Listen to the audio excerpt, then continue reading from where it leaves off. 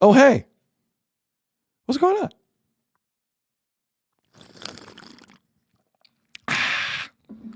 El Brandito 24 in the chat writes the following.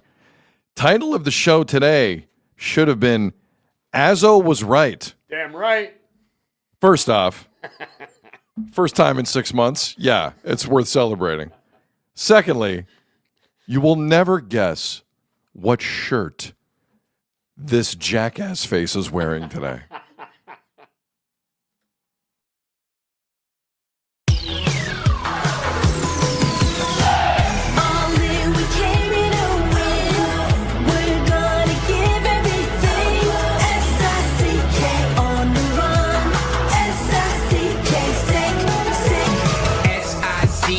It's the sickest podcast. Tune in for the audio, or you can even watch back. Giving players all the props, or put them on blast. We don't give no hot takes, only talk facts. We're giving all our devotion, riding high on this wave of emotion.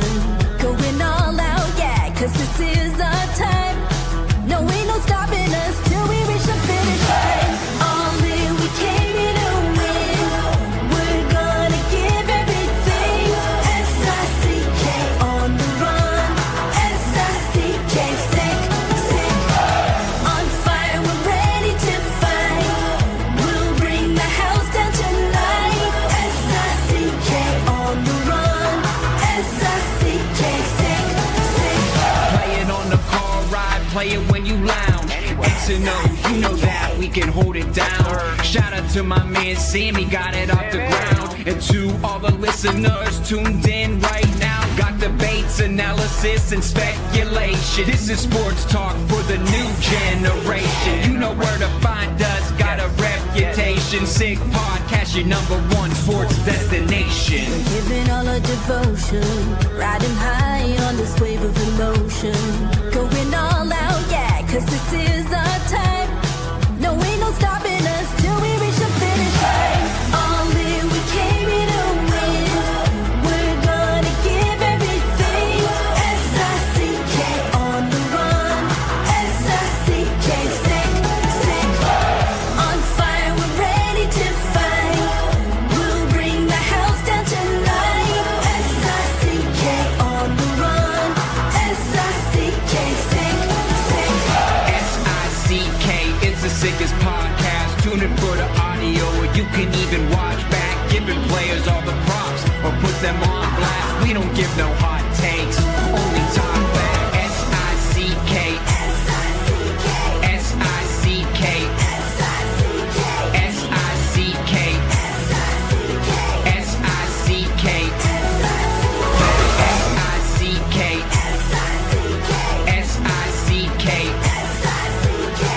S-I-C-K, S-I-C-K, S-I-C-K.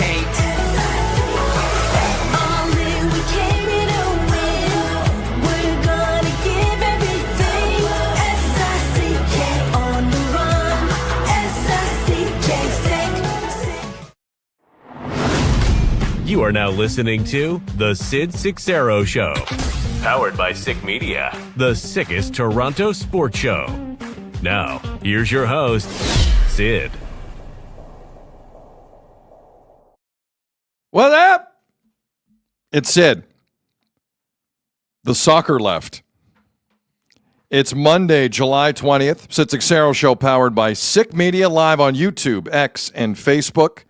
For those watching after the fact, listening after the fact, thank you for making us a part of your day. We appreciate you. Programming note, because there are some people here in the chat who think it's just an hour show today. We're going regular show today because, like, we have 3.5 hours of content, it feels like. And tomorrow is when we're going to scale down a bit and just do an hour. So basically, the show is going to turn into, unless there's breaking news, the show is going to turn into Rip the Jays, talk about one more thing.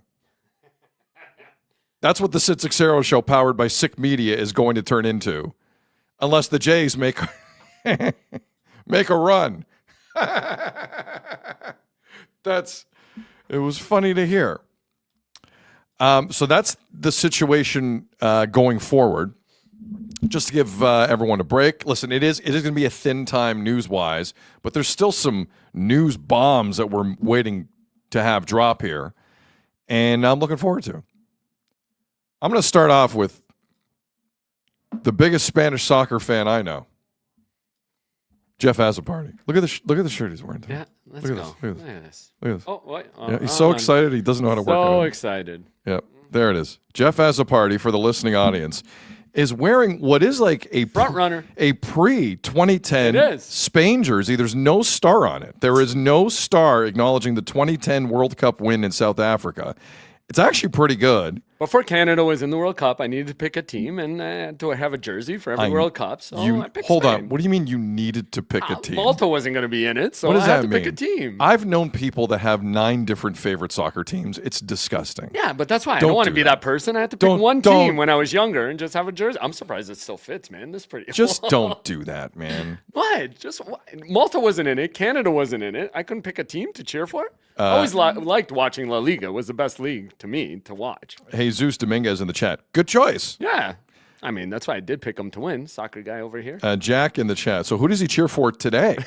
Canada. I bought the Canada jersey. And Can Control Life in the chat. Azzo called it. Azzo is gloating because he did We knew pick it. Spain to win the Mundial, to win the World Cup.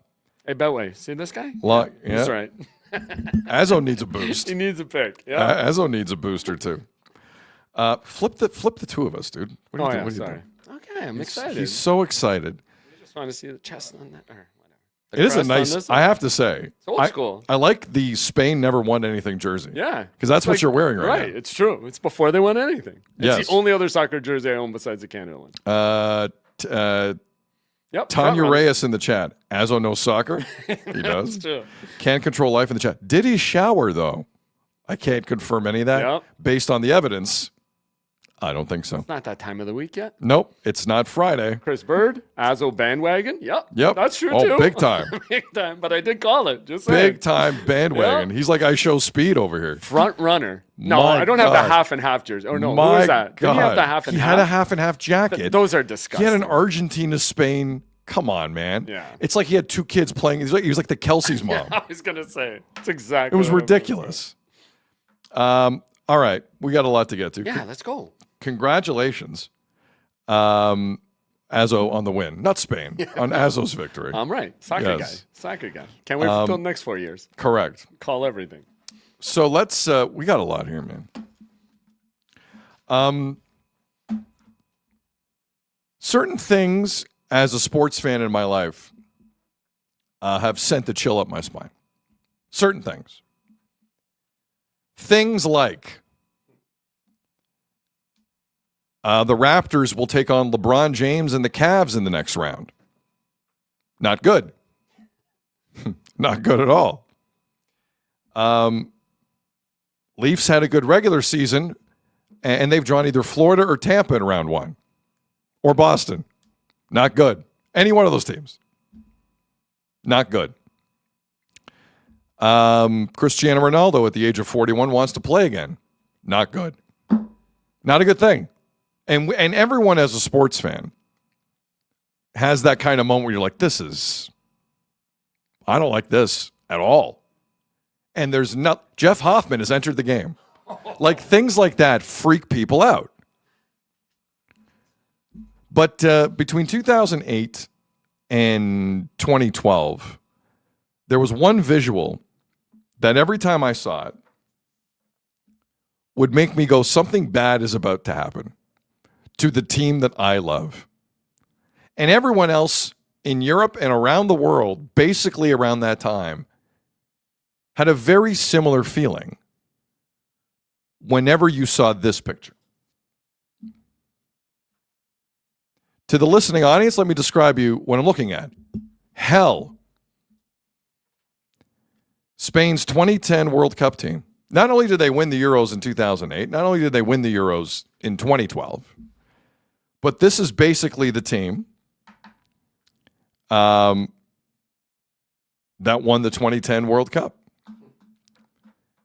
And when you look at this roster, it is quite something.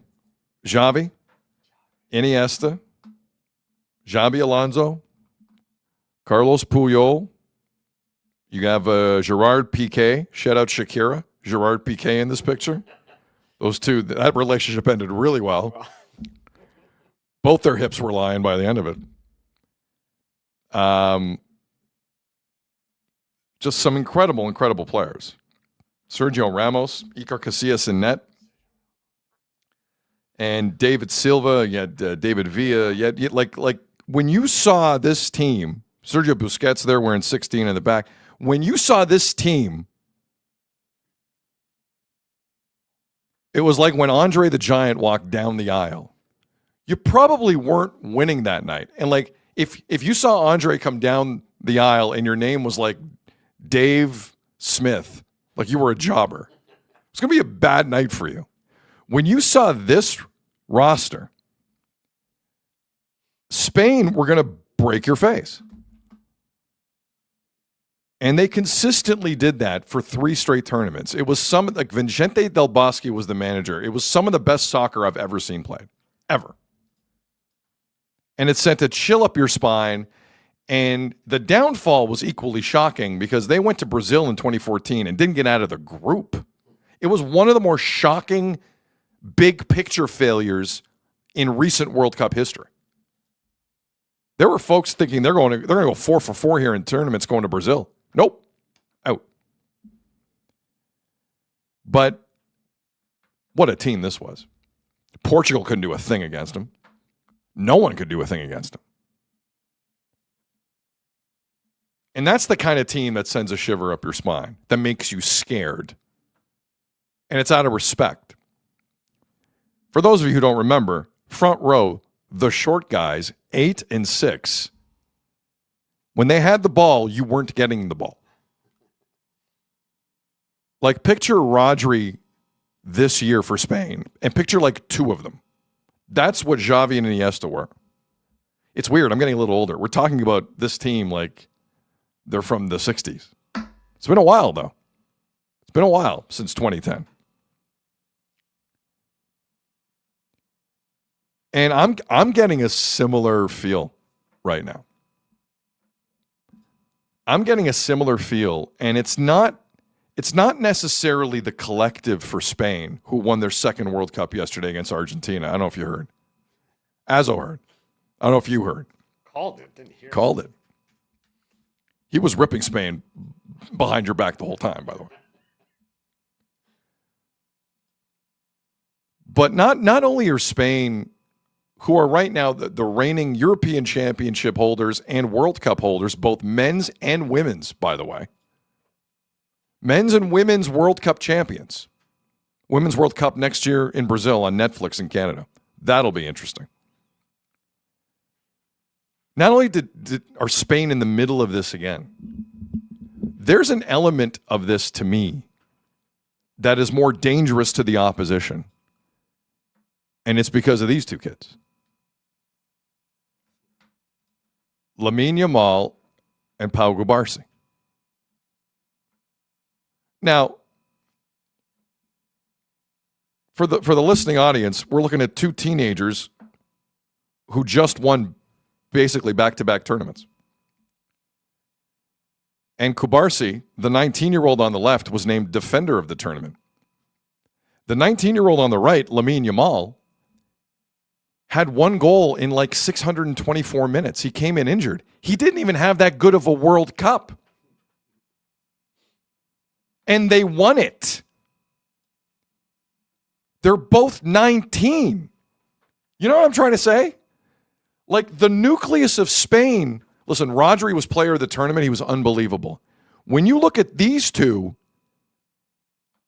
everyone should be very concerned going into that next Euro in 2028, going into a World Cup that will be co-hosted by Spain in 2030. And there are elements to this that are shockingly scary. Lamine Yamal didn't play well at all. Some bursts, some nice plays. I mean, he garnered a penalty against France. So he was there, kind of. But by his standards, not even close to good. By the standards, this kid's already set. Meanwhile, the defender to the left, who both grew up in Barcelona, that talent factory for kids, you can make the case. I came across this already online today.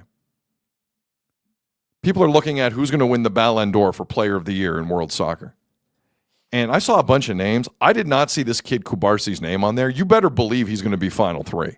He won La Liga in Spain as a starting defender. He just was defender of the World Cup, just won the World Cup. Don't tell me he isn't top three. I can make the argument to you, he's going to be Player of the Year this year. With all due respect to Rodri didn't have an outstanding Premier League season. Missed a ton of games, actually. Pau Cubarsi it would be my pick right now for the Ballon d'Or. No question. Oh, we're doing fancy stuff with the graphics. I just found this. Did you just find this? Yeah. Looking around. I feel like Jon Stewart. Azzo just found a funky kind of overlay. Let's not cover Betway the whole time. Oh, yeah. Can we flip it? Yeah. No, I don't know, actually. Let's try and flip it. No, too bad. By the way, shout out to Betway, who we hung out with yesterday to watch the World Cup. Hell yeah. They were great. But that's the Spanish aspect of this win that kind of is I can't let go of. Two of the most important players, aside from Rodri, are 19 years old. Luis de la Fuentes, their coach, is promoted from the system within. They didn't go out and get like a Thomas Tuchel. They didn't go out and get the fancy coach. I read today Italy are trying to convince Pep Guardiola of Man City to run their national team. They will have to pay him a gazillion dollars. Not a gajillion, a gazillion. There's a difference. There's no way Pep Guardiola is coaching Italy. There's no way. There are right now second division teams in England that can give Italy a go. I'm not kidding. But this might have more staying power for Spain than 2008, 2010, 2012 did. And that's saying something. Those Spanish teams of those years were sadistic. But this Spanish team is playing the exact same way. You can't get the ball off them. You cannot. They control everything. And yesterday, they controlled 1-0 was incredibly kind as a scoreline to Argentina. It was crazy how bad they were. I'll get to them in a second. But after the game, Spain had their moment. They were awarded the World Cup.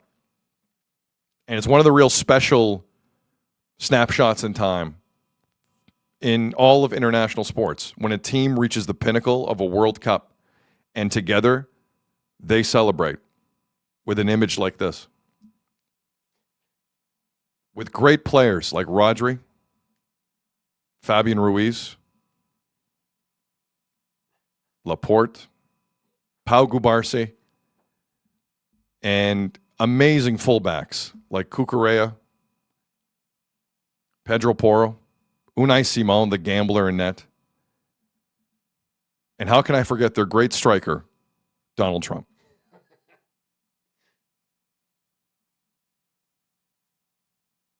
Donald Trump believed he was part of the team yesterday in the photo. I have not stopped laughing at this. I was sitting next to Azzo yesterday saying, I've been waiting 5 weeks to see how the President of the United States is going to handle this moment. And he did not disappoint. Now, I could tell you not everyone appreciated it. In fact, the Spanish Football Association put out, within the last 12 hours, their own version of this photo. It changed a little bit.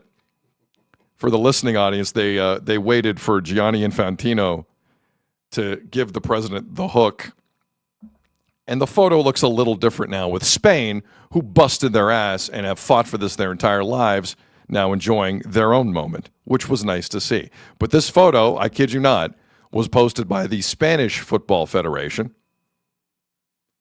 who certainly had their opinion on the whole thing. One of the funnier things I saw was from a British publication, The Guardian. And they had a photo of Gianni Infantino, who takes orders apparently when it comes to suspensions in USA Soccer, and the President of the United States. And this is the last President of the United States reference I might make today. But I want to read you the caption of this photo from The Guardian. It's confetti all over the place, and the President and Gianni Infantino, the FIFA President. And The Guardian's caption reads as follows. Gianni Infantino carefully explains to Donald Trump that he is not part of the Spanish national team. That wasn't an AI doctored caption. That's the caption The Guardian put in. Oh, that's funny. I was rooting for the president to go even tighter on Rodri, personally.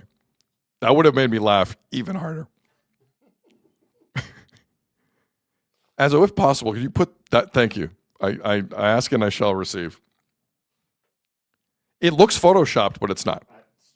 It really looks photoshopped, but it's not. And I would expect nothing else. So I have not stopped laughing at this thing. I have not. As I'll leave the picture up for a second here. There's folks in the chat saying no politics. This isn't about politics. This is about Donald Trump, the midfielder for Spain. In the picture. I also loved Infantino and the president sharing the trophy on the walk over. Because Carney and Shanebaum weren't going to touch it at all. That wasn't happening. So, again, I was waiting about 5 weeks for that awkwardness, and it did not disappoint. Let's move on to Messi. Because the other side of this game is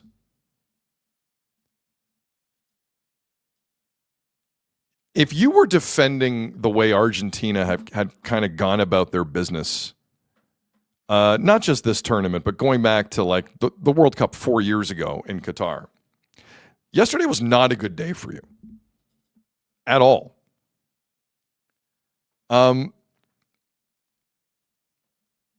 Let's start with Messi and Argentina. This is the shot of Messi after the game. Most of Argentina are in front of their fan base. And I have to say, the Argentinian fans were kind of amazing still after the game as well at MetLife Stadium in New York. And Messi's 39 years old here. Greatest player of all time. He's also lost 2 of 3 World Cup finals. That can't be good, but it doesn't diminish who he is as a player at all. Anyone trying to do that, I haven't seen that a ton in my timeline. But anyone trying to do that is a fool and doesn't get it. That is the greatest player of all time, and the tears in that moment aren't just we lost a World Cup final related. I think there's a lot going on there. I think we've seen him for the last time, potentially even internationally for his country. I don't think another Copa America in the States will kind of rev him up that way. Maybe I'm wrong. We'll wait and see. But the emotions from not only him, but the head coach and teammates. Now, no Argentina players really spoke after the game. It was just Lionel Scaloni. And over the coming days, I'll play you. We have so much stuff. I'll play you a bit of the emotion in his voice. Like, if you don't understand a lick of Spanish, you can tell kind of what's going on here. But it felt like that was it for Messi in Argentina. And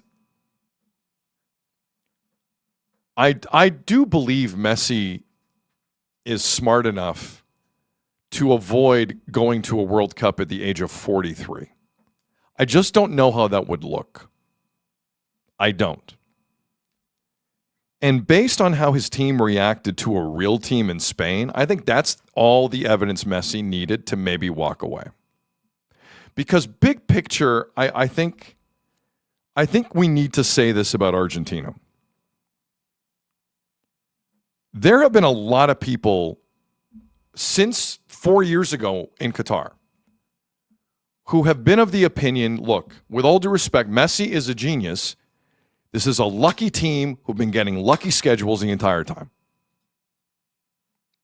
And I've slightly pushed back on that. I have. But like, do you know how many top 10 ranked teams in the world Argentina beat in this tournament?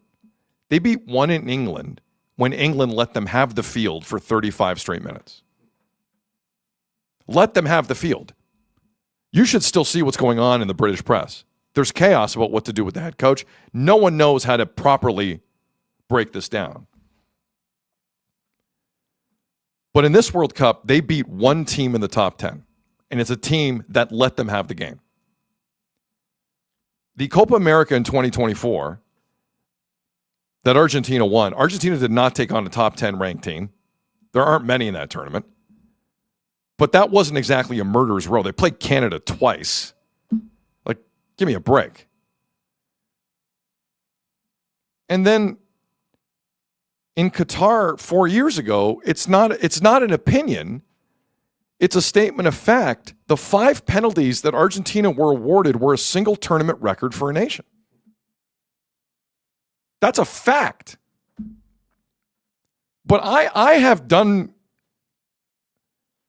my most to kind of push that aside because it is disrespectful of a lot of winning. Like a lot of winning. But here's Argentina yesterday up against a team. Not a scared group like England, but a team. A confident top 10 ranked team. And they didn't have a shot on goal. Their first attempt was like 115 minutes, something like that. It was embarrassing. It was embarrassing for Argentina. It truly was. Worst game maybe I've ever seen Messi play in my life. And no one around him was up for it. No one was up for it. Like they were those midfielders for Argentina were really brave against England the first 10 minutes. Like it looked like a scene out of Slapshot. And yesterday, not much. Wasn't like that. It felt like Argentina were the scared team. It was a pathetic performance. They didn't deserve to breathe the same air yesterday as Spain. Not even close. And that's the first real team they faced. All due respect to England, that's the first real team they faced. You want the rankings on this? I'm not a big rankings guy, but this is interesting. This tournament for Argentina, this tournament, Algeria 29th, Austria 23rd, Jordan ranked 73rd, Capo Verde, who they almost lost to, ranked 64th, Egypt, who they should have lost to, ranked 24th, Switzerland, who were in the middle of it, they're ranked 14th. They beat a top 10 team in England because England always gets that respect. And you see a great team in Spain, and they diarrhea all over themselves.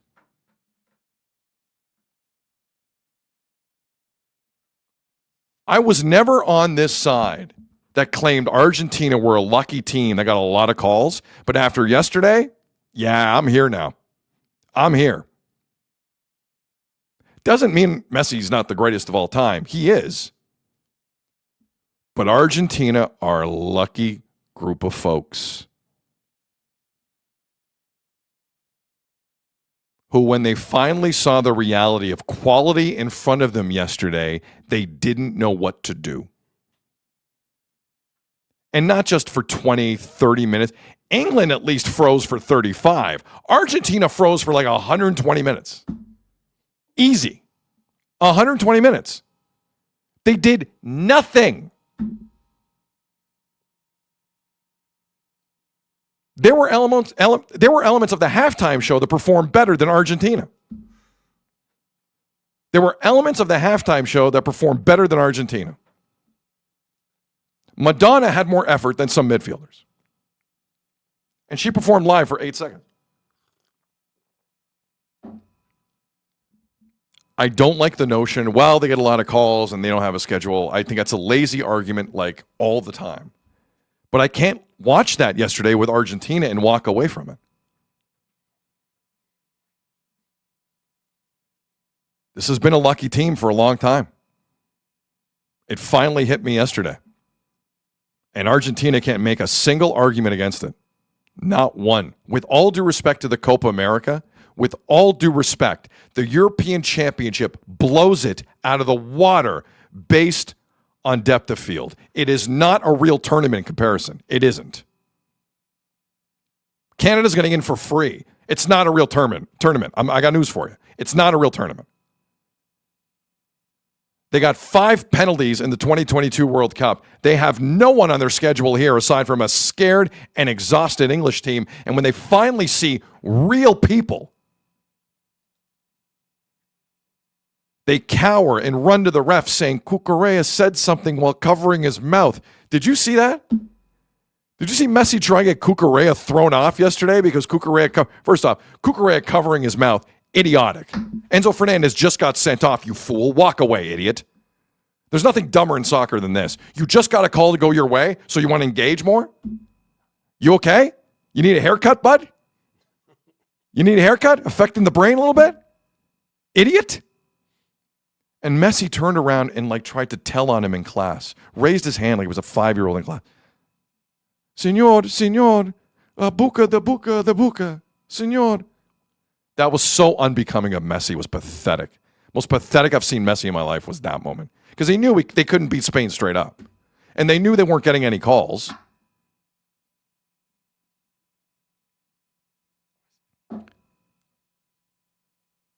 Argentina were sad yesterday. It was a sad display for a team that would sell you on the fact they are great.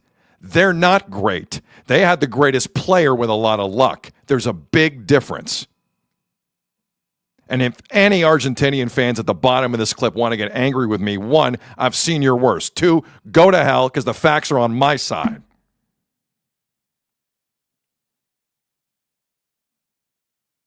But good luck against Canada in the 2028 Copa America. Good luck. Those are the real tests. How can you possibly get through Jesse Marsh? I don't know.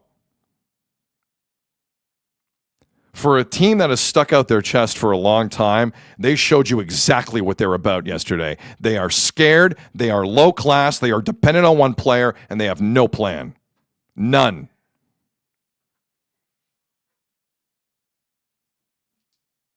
I will not cry for them, Argentina. But if this is it for Messi, bravo. What a show. If Mbappe didn't cheat his way to the Golden Boot, it would have been Messi's too. Nice of Mbappe to score 2 goals in a meaningless 10-goal game on Saturday. If you're England, there's a lot of English press going in Argentina today. Hey, England, how the hell do you lose to Argentina? What's your line for that? That looked like a 3rd division team out there. English soccer needs to take a huge look in the mirror after this. This was weird. And there's a ton of people in the British press who cannot wait to pile on. You guys need to slow your roll a little bit. Just a little bit. I'm going after everybody today. Yeah. Slow your roll, England, just a little bit. You lost to the team that looked lost. Maybe kind of get a new strategy going. Maybe play Saka when you should. Or Rashford for a little, transition play. Congratulations to Spain. Well done. Viva España. To Argentina, slight frauds. To England, you have no clue what you're doing, man. None. And anyone in England, anyone in the press having to go at Argentina needs to really slow that down. Because you lost to that. Hey, 3 Lions, you lost to that. What a World Cup. Well, at least the Jays are now in the spotlight. Jeff has a party. Good afternoon. Only 50 days till the NFL season in Sydney, I believe. 50 days. That's what I read somewhere today. I'm like, let's go. Wow. As I got up, I'm like, man, the World Cup's over. It ended on such a dud. And yeah, I read 50 days until the NFL season. I am looking forward to watching a bunch of players not play preseason. Right? That's going to be a lot of fun. It's true. It's true. Once again, Jeff has a party. Did correctly pick Spain to win the World Cup. Well Soccer played. Analyst Jeff has a party. Soccer analyst Jeff has a party. It's true. Nailed Sorry, it. soccer pundit. Yes, exactly. Soccer pundit. There you go. Boom. Nailed it. Where would you like to start here? We have I think a the lot. no plan. We do have a lot. I mean, you summed it up well. It was a bit of a dud of a game, and for Argentina to go into a final with no real plan, like a team who's been so offensive just to play defense. Like in the whole game, I think I saw expected goals was 0.22. I don't know if I've ever seen anything that low before. Say that again. Expected goals, right? Like based on the way they played, was 0.22. That's an MLS expected Yeah, goal. like Spain had 1.94, but like, man, that's crazy. That was like the Montreal In Toronto game. 120 minutes, like That's crazy. insane. I don't know if I've ever seen that low. But what blew my mind was like the halftime show, which we'll get to, was about 27 minutes. Yeah. And I'm thinking to myself, boy, Spain doesn't like this. Like Spain were on the front foot. They had possession. They were in control. They were doing all the Spanish things. But again, like going forward, it wasn't like Baena and Oyarzábal, and you had a slightly injured Lamine Yamal. It wasn't the best Who looked the attacking best? team. He's looked all It's tournament. it's the best he's Yamal looked. looked good. But one goal for Lamine Yamal. Yeah. It was kind of weird. But he was moving around well yesterday, I thought. He was, from all he the was. other games. But they didn't have that kind of and But I wonder if they were shocked. Like Argentina's playing more defensive than they are offensive. Like it's insane. Argentina had no They idea what should they were have doing. pushed. Like, I they had don't no understand. clue. They looked like the first 55 minutes against England to Yeah. a certain extent. Yeah. And I thought the halftime show was so long, it was going to give Argentina a chance to A, take a breath, obviously, but B, like kind of, it was like their own major hydration break. And they came out and it was just kind of the same stuff. Yeah. And that's when I said to myself, well, they're dead.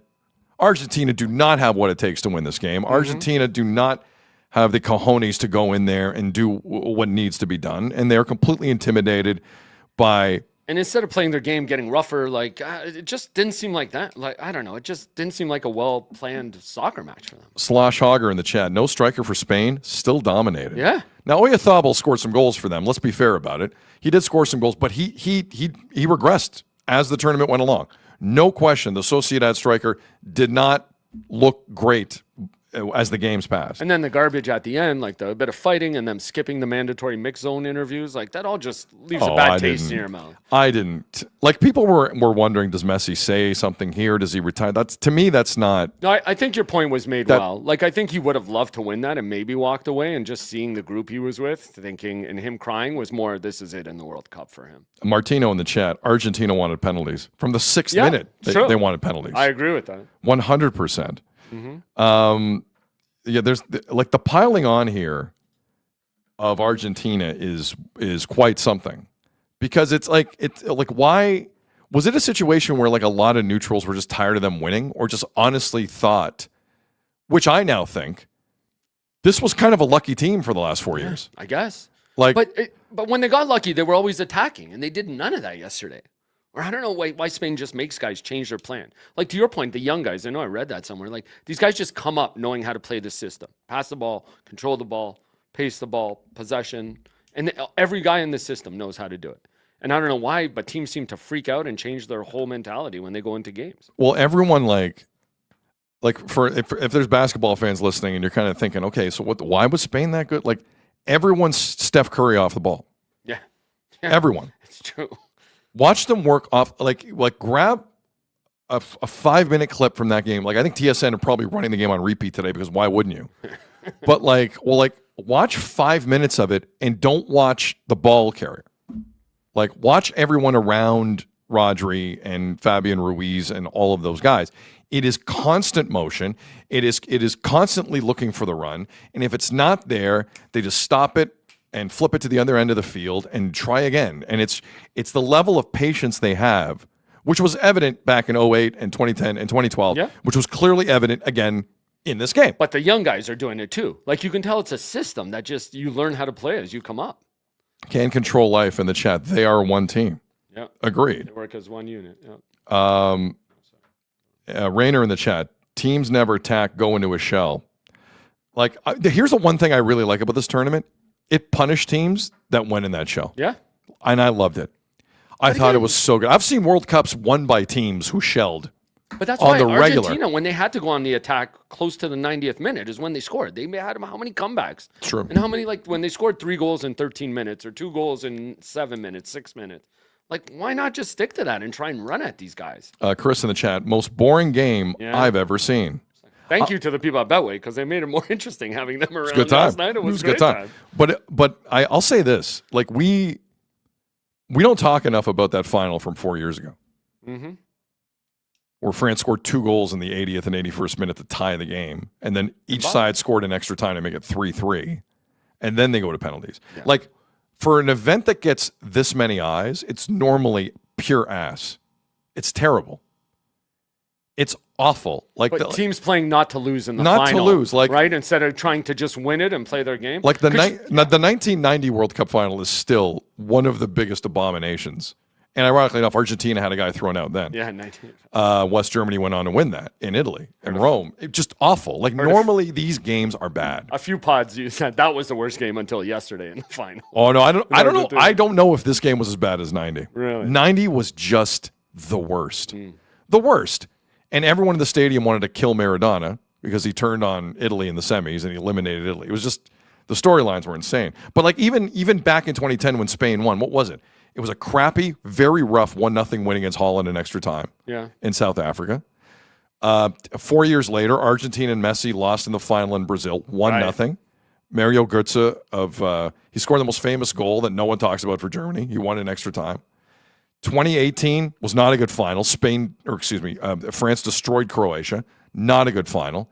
2022 was a rarity of a final. Sure. You never get those kind of finals. Like the last time on American soil, it was way worse. Italy and Brazil at the Rose Bowl was terrible. Yeah. Terrible. These games are so tense. These games are so tight. I'm not going to complain about the quality of the game. I will, and I think it's fair, to look at how Argentina are in its totality against legitimate opposition. Or did they start to believe their own hype and they were begging for calls yesterday, which was so annoying. Oh, that's what they do, man. That's to that extent. Yes. Like yesterday just seemed extra bad, like lying. Like the guy looked like he was planking on the field, like waiting for a call. It was crazy. Thunderwing in the chat. Spanish players, none of them play for Madrid. They'll be good for a really long time. Wow. By the way, this Kylian Mbappe of France, he led Spain in scoring this year, did not win the title. He led the Champions League in goals this year, did not win the Champions League. And he led the World Cup in goals, did not. He came in 4th in the World Cup. Be a better team player. I have a hard time ripping Kylian Mbappe. Obviously. Kylian Mbappe is one of my guys. Yeah, he is one of the great players of this generation. I have a hard time. He's going to break all the records. Like he's going to pass the He might. Cup goals. He might. So the Messi discourse. Okay, let me ask you. Well, let's say on Argentina. Should we play Go ahead. the ESPN? Well, hold on. But let me. I'm teeing it up this way because I think Messi's going to walk away. Yeah, I think that's why he got emotional. Do you think that's what we saw yesterday from Messi and the tears after the game in New Jersey? Well, and then especially seeing a team like Spain, to your point earlier, like the young guys they have coming up, the opposition he's going to face, and the guys he just went to war with, where like they didn't show up for him either. No, it was a lot of Messi just trying to do whatever, and I don't know, it just didn't seem like a team game, and I think that's why he got emotional and he hung out on the field for so long. KJ did a great thing of being live in the building and watching him after the game on socials. It was really good. But, it's weird how KJ always does great things. Mm-hmm. Yeah, no, that's why I want to give him a shout out. But he made a point to watch Messi after, and I think that is part of it. I think he would have loved to win that and maybe walk away, or just seeing what's there waiting for him. I think that's the last time on a World Cup stage we see. I would think so. Slosh Hogger in the chat, not a great look, but he's still the GOAT. That's not up. Like, is that up for debate? I don't think so. I don't know who tries to make it a debate. It wasn't a good game for anyone wearing the Argentinian colors. It really wasn't, except for maybe Emiliano Martinez, who I'm not a fan of, but the goalie. But I don't think it changes the discourse at all. Anthony Batista in the chat. This is interesting. Argentina made a Messi. Oh, sorry. I thought it said they made Messi. Sorry, it was a pun. It was a pun. Well done. Pretty good pun. Can't control life in the chat. Nah, Messi's got one more in him. I really hope he doesn't. Do you think? I really hope how much he of it doesn't. do you think depends on the rest of the squad, though? Like where he doesn't have to do it all by himself. It's not even that. Like, here's my issue when I hear Ronaldo talk about last World Cup and speculation around Messi. Guess which two countries will host games in the next World Cup? Yeah. Argentina and Portugal. Right. What do you think? I'm like, they're gonna be would it be the craziest thing you've ever seen? No. Now, my thought process in this is, you know what? If you feel like you're done, do your federation a favor and make the decision for them.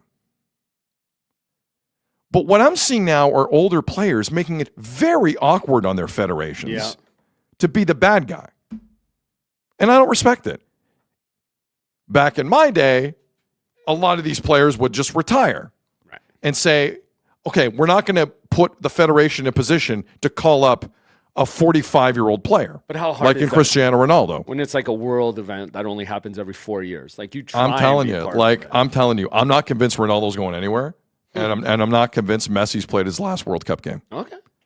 I think, based on the reaction, I'm leaning towards maybe. But now that I think about it, and for those who don't know, Argentina and Uruguay in the Centennial World Cup in 4 years will host the first two games of the tournament. Besides playing at home, though, what else does, like, Messi is considered the GOAT. What else does he have to play for or prove? Look, like, if he walks away, he's the greatest. If you lost 2 of 3 World Cup finals, yeah, that's fair, too. there might be a piece of you that's like, That's fair. No, that's a great point. Now, if he walks away, as I alluded to, this will be a wild public condemnation of what the Argentinian team actually is. Yeah, it's true.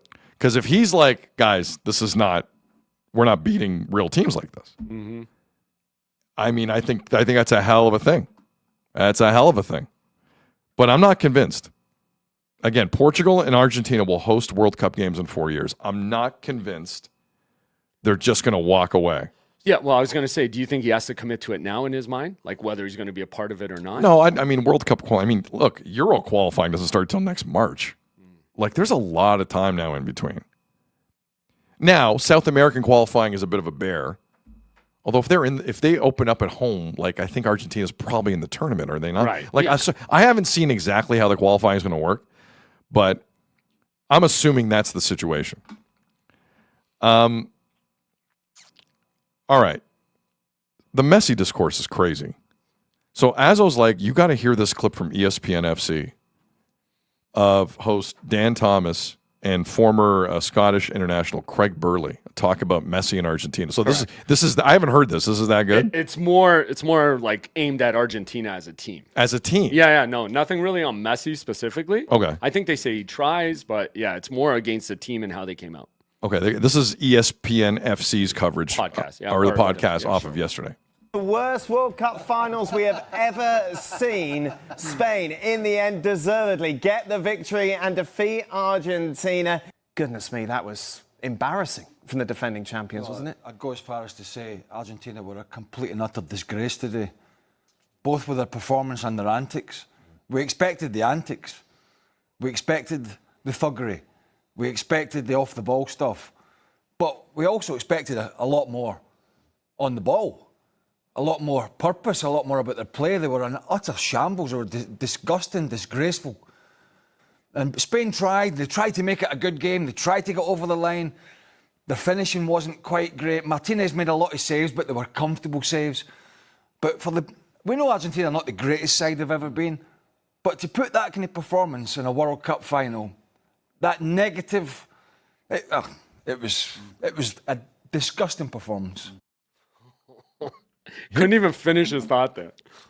Now, he's also alluding to Paredes at the end of the game. He was subbed on, and he was Right. like throwing haymakers at Spanish players, which is why Paredes didn't start the game. I think the coaching staff of Argentina realized Paredes probably will get thrown out of this game. Yeah. He doesn't have a lot of self-control. Yeah, that was gross at the end.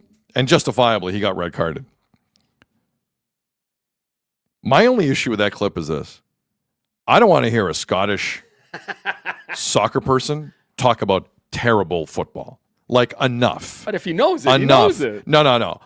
Scotland in this tournament, you want to talk about a disgrace? Yeah. I don't want to hear it. I don't want to hear it. If you want to criticize aspects of Argentina yesterday, feel free. If a Scottish analyst is going to make this blanket statement when Scotland plays some of the worst soccer in the world at these tournaments. Period. End of discussion. Not a debate. I think that's a tough look for anyone repping Scottish soccer to say a team in the World Cup final. Really? Disgusting. Disgusting? Really? Sounds better with an accent. A disgrace? Yeah, disgrace, disgusting. There's some words. I got one guy on that panel said it was worse than watching Panama play yesterday. I hope it wasn't Craig Burley who said that. No, it was one of the other guys. Can't remember if it was Frank LeBeouf or Steve McManaman. Scottish soccer, I need you to settle down a little bit. I need you to settle down. English soccer, I need you to settle down. You lost that Argentina team. Watch the criticism, bud. There's some nations taking a lot of pot shots today, and I get it. Everyone hold your horses on that, especially when you also have embarrassed yourself. English soccer embarrassed themselves. Scottish soccer, the second they basically walked on the field, when your fans are the highlight of the tournament, your team sucks. Your team sucks when the fans are the stars at Fenway Park. Enough. It's like the rest of the tournament never happened. Team goes into a final, all of a sudden, every other nation played great. Shut up. But every soccer pundit like me went into that going like, they're the defending champs. They need to show up more than that. I don't think that's not a reasonable expectation. For the defending champs in the final again, show up better than they did I'm fine. yesterday. But to call them, for a Scottish soccer observer to call them a disgrace yesterday is one of the funniest things I've ever heard. Matt sends in the chat, nobody is safe from Sid today. Damn right. So, let's get to the Damn Jays. right. Hurry up. Let's get to the Jays. You really want to get to the Jays? In this mood? Yeah. No. What did Craig Burley say about the Jays yesterday? What did he say about the Jays? Disgusting. Can control life in the chat. We all suck. Graceful shutdown in the chat. For the record, Azzo is the only pundit we can listen to, by the way, today. It's true. We all suckling. That's good. Yes. I like that. I missed it. It's nuts to have. No one from Scotland could say a damn thing about anything. I don't want to hear it. I don't want to hear it. And they have like Premier League players and like a former like player of the year in Italy and like they have some guys. Nope. Which are bang on. Their fans stole the show, which tells you everything you need about the team. It's true. Nick in the chat. Sid lacks spirit today. I do like a little spirit. The one thing though I saw early in that game, Azzo, if you can give me the Unai Simon, the goalie. This is what England didn't do. Yeah. That's in the first 10 minutes. And Messi, he may have been offside. I don't know. But Messi was clear. I believe that's Rodri just trying to track back. Like, this is one of the few moments in this whole tournament they've been beat clean like this, Spain. It happened early yesterday. That's why. Why wouldn't you just keep attacking? Unai Simon, here's what Spain did in this moment that few teams do against Argentina. They went at them. This guy was not going to sit there and have Messi have a clean look. And he disrupted his whole flow. And if I'm being honest, Messi didn't look the same after this. I don't know if one necessarily had to do with the other, but I think it's noteworthy. Spain, at times when they had to be aggressive, were aggressive. Now, if Messi beats this guy clean and makes it 1-0, we're all murdering this guy today, Unai Simon, the goaltender for Spain, who was named goaltender of the tournament, having made 5 saves the entire tournament. But whatever. He was named goalie of the tournament. I just thought this was a very interesting early moment. I did. And I think it paid dividends for Spain as it went along. It's a crazy challenge. Early. Could have changed the whole game. It could have changed the entire game. Let's talk halftime. All right. Why is everyone hating on the World Cup final halftime show like this?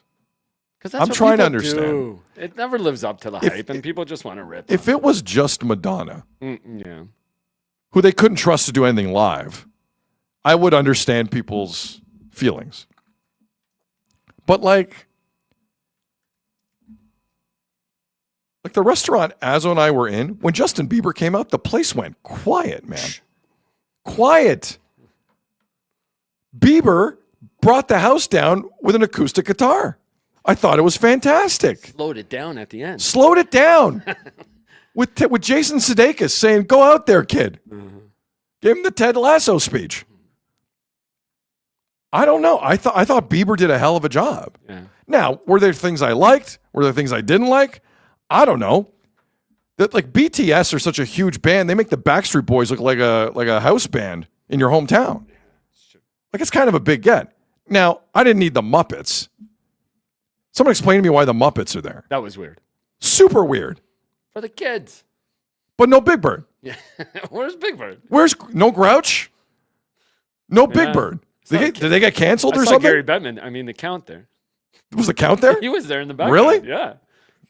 How many goals did he count for Argentina? Not zero. How No many shots on goals net? for Argentina. No goals, no shots, dude. 0 shots for Argentina.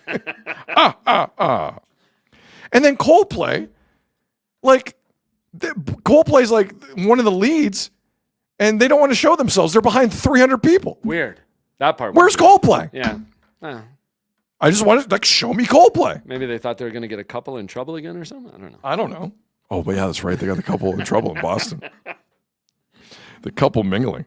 I like the pregame or the closing ceremony. What did they call it yesterday? Where like Post Malone I thought was really good. Debuted a new song. He was I didn't doing even see. stuff. Sorry, Post Malone was on the post game. Or they called it like the closing ceremony, but I think it was like pregame. It was like before Tom Cruise when we saw the Tom Cruise thing. I think it was before that. Right. Yeah, they did. They had a pre with Robbie Williams. Who else was part of it? There was somebody else too. A Part of the pregame. Death Clutch in the chat. Was Snuffleupagus there? He was. I didn't see Snuffleupagus. No? Dude, major omissions from the Sesame Street crew. And the Madonna, like she had, I don't know. Is it time for her to stop doing stuff? Shakira. I was mean, good. she's still. FIFA's offering up some money. Yeah, If sure. FIFA's like people understand, like some folks, it's not like sports. If someone offers you money, you go. show up. Yeah. So if FIFA's offering Madonna money, done. I didn't need like Ronaldinho and Ronaldo in the front seat doing the right night at the beside the Roxbury knob, on the yeah. way in. I didn't need that. Roxbury. I didn't need for that so at all. many acts in 27 minutes, like you're just trying to jam it all in there. I don't know. It seemed like a bit much. By the way, I'm not familiar But with. it was fine. I am not at all familiar with this life, thankfully. Did you see the Robbie Williams German television incident where something came out of his nose? No. Did you see this? No, I missed this. Really? Wow. And it wasn't sugar. No. Oh, on the mic. I missed Azzo. this. It was on the mic. When He they was- showed him into the box he was sitting Oh in during my the game, he God. looked like he was having a good time. I totally missed that. Yes, that's No way. exactly what happened. Oh, Robbie. That's exactly what happened. Oh no, Robbie. Oh, it was rough. But I didn't hate the halftime show. Listen, am I wrong in saying I think BTS are pretty good? Yeah, I think numbers. I'm not will tell familiar you. with the lyrics. Stats say they're pretty good. Stats Do say the they're lead pretty- thing. the metrics. The metrics say BTS are pretty popular. Yeah. It's kind of a big deal. I thought Justin Bieber slayed it. I thought he was fantastic. Slowed it down. I don't know. It was okay, but yeah, he killed Oh, it. I thought it was great, man. Slow it down, just like he's now we're entering the Justin Bieber phase where he's like trying to show everyone. You guys know I'm like the best singer out here, He's right? an artist. Yeah. We just don't have to do the me. We don't have to do any of that anymore. still do it, though. We're gonna no. He did the same thing at was it the Grammys, the last award show he was Oh, at? I thought you Remember meant when he the hit like YouTube show. he did the Ed Sheeran and did like 5 instruments and then What recorded about the them? YouTube show where you pull up old videos and sing along with them? Or I- was that I don't at know. Coachella or somewhere? I can't remember. didn't see that one. What? No, I didn't Come see that. on. You didn't see his YouTube concert No, dude. where he was pulling up old YouTube videos, like his videos, but singing with them on stage? No, I was probably watching a Jays game or something. Oh my god. I did not. The Muppets were a decoy. Graceful shutdown. I thought Bieber was great. Yeah. Shakira was Shakira with Burna Boy. They did exactly what I thought they would do. The Madonna not letting her do anything live, I that found was pretty comical. funny. Yeah. BTS were great. Kind of a big deal. I wish I could have actually physically seen Coldplay. I don't know if they were there. I thought I saw Chris Martin in the back. No clue. But like this, it's soccer and we don't need this. And how dare you? Like, see, here's my question to you. These things we've seen in American World Cup presentation, hydration breaks, halftime show. Do you think this continues in Madrid It's a great question. when they have the next World Cup final 4 years from now? Yeah, if they want it to be TV friendly, I would think so. See, there's a lot of people in Europe who are just acting very high horse on this. Those hydration breaks aren't going anywhere Yeah, I agree. for FIFA. There's no way. Did you? Will UEFA put them in the next European Championship? I'm not sure. I'm not sure. I heard some broadcasters got in trouble for like referencing that it was like going into the third quarter or something, like stop of the third quarter. Some broadcasters actually said Like it. And some Europeans? Yeah. I didn't hate a pee break. No, it's fine. I didn't hate a pee break for It does the kill bladder. some momentum though. Like I get why. I don't care. You know what else kills momentum? Someone who's about to dive. Because I guarantee you, we've been having hydration breaks for years. You guys are too stupid to realize it. It's called diving. Yeah, it's true. Waiting for the spray. It's called Emiliano Martinez. That's a good point. And he's down for 10 minutes in the crease. It's been happening already, guys, in the light of day. You're just mad because they named it something. Mm-hmm. I think it's going to stay. I think it has to now, kind of. Smurf in the chat, UEFA already said no. Yeah, until they say yes. Mm-hmm. Until they say yes. Look, big picture, this World Cup was amazing. I'm sorry. Just sucks it ended on that game. But the World Cup final's never good, Azo. Yeah, it's like true. that's what I'm trying to say. It's never good. I was never of the opinion like if the Super Bowl's not great, like the Super Bowl this year, Seattle and New England. Yeah, it's true. Like if it's not great, my time's ruined. No, it's not ruined at all. But it's still the Super Bowl. It's still the Super Bowl. It still gives you a ton of content, tons of things to talk about. Did the third place game ruin it at all? Seeing like 10 goals in that game, and then which is kind of crazy. By the way, that's like watching speed walking, right? I thank you for bringing up the third place game. Who can walk the fastest? No, it wasn't like that. No, a little bit. No, but there's because of course you're going to be more offensive in a game that like. Look, I'll say this: that TSN panel is top level. Mm-hmm. Like the fact that Fox had Alexi Lalas on their panel destroyed their panel, and they tried to make it good. It's true. It was unwatchable with Lalas on it. Luke Wildman and Stephen Caldwell and Kevin Kilban and whoever rotating in at Tiba yesterday did a great job. It's a top level panel. They're really good. I disagreed with them vehemently only twice in this entire tournament. The first one, and it was a TSN-wide thing, was the complete secrecy around Alphonso Davies. Yeah. And as a soccer fan in this country, I felt disrespected. As someone who's paid money to support Canada soccer when they didn't deserve it, as someone who's been there like a lot of hardcores for a while, I didn't like it. I didn't like it at all. So that discourse bothered me. The second thing I really disagreed with was Caldwell was destroying this game on Saturday the entire time. Really? And yeah, was there defending that was terrible at times? Yes. Like the 3-0 England goal was unbelievable because no one in France wanted to come back. Like no one. It was crazy. It was actually kind of a wild thing to see. Yeah. But like some of the goals were actually very good. Yeah. Like I just think it discredited some good moments to say this whole thing's a joke. I didn't agree with it. I thought the Bellingham goal at the end was amazing. The Dembele goal at the end was amazing. The Declan Rice first goal was amazing. Like there was some good soccer here. Well, and for England, I thought. To your point about England, though, it's like the highest finish at FIFA, and like. Yeah, I still like you and I could debate what that means exactly. No, I know, but it does mean something to them. Well, it depends on who you ask, I guess. Since 1966, their highest finish in the World Cup. I guess that's true, but I mean, but like Caldwell was like throwing it in the trash. I disagreed. Like treating it like the NBA All-Star game or something? It wasn't, but it wasn't that, though. No, it wasn't. Like the All-Star game, you don't get anything good. The dunks aren't good. The transitions aren't good anymore. Nothing's good. At least in this game, we got some goals that were like, wow. See, but is that the problem? Because all of a sudden they start becoming offensive in a game, or like more offensive in a game that like doesn't mean as much. Well, I mean, it means something. Listen, this game historically has always been a little offensive. Right, but then that shows you what it could be if teams would just open up more. You mean in regular soccer? Yeah. Oh, I mean that's a whole different discussion. I don't disagree. Chris in the chat, if you're not first, you're last. It's true. Yep. You're not wrong. Get a little Ricky Bobby. Do people not like Will Ferrell anymore? Have you seen the new Netflix show? I've seen the trailers. Yeah, I don't know. I don't know. I'm not going to give it time Because this season of Big Brother's kicking ass already.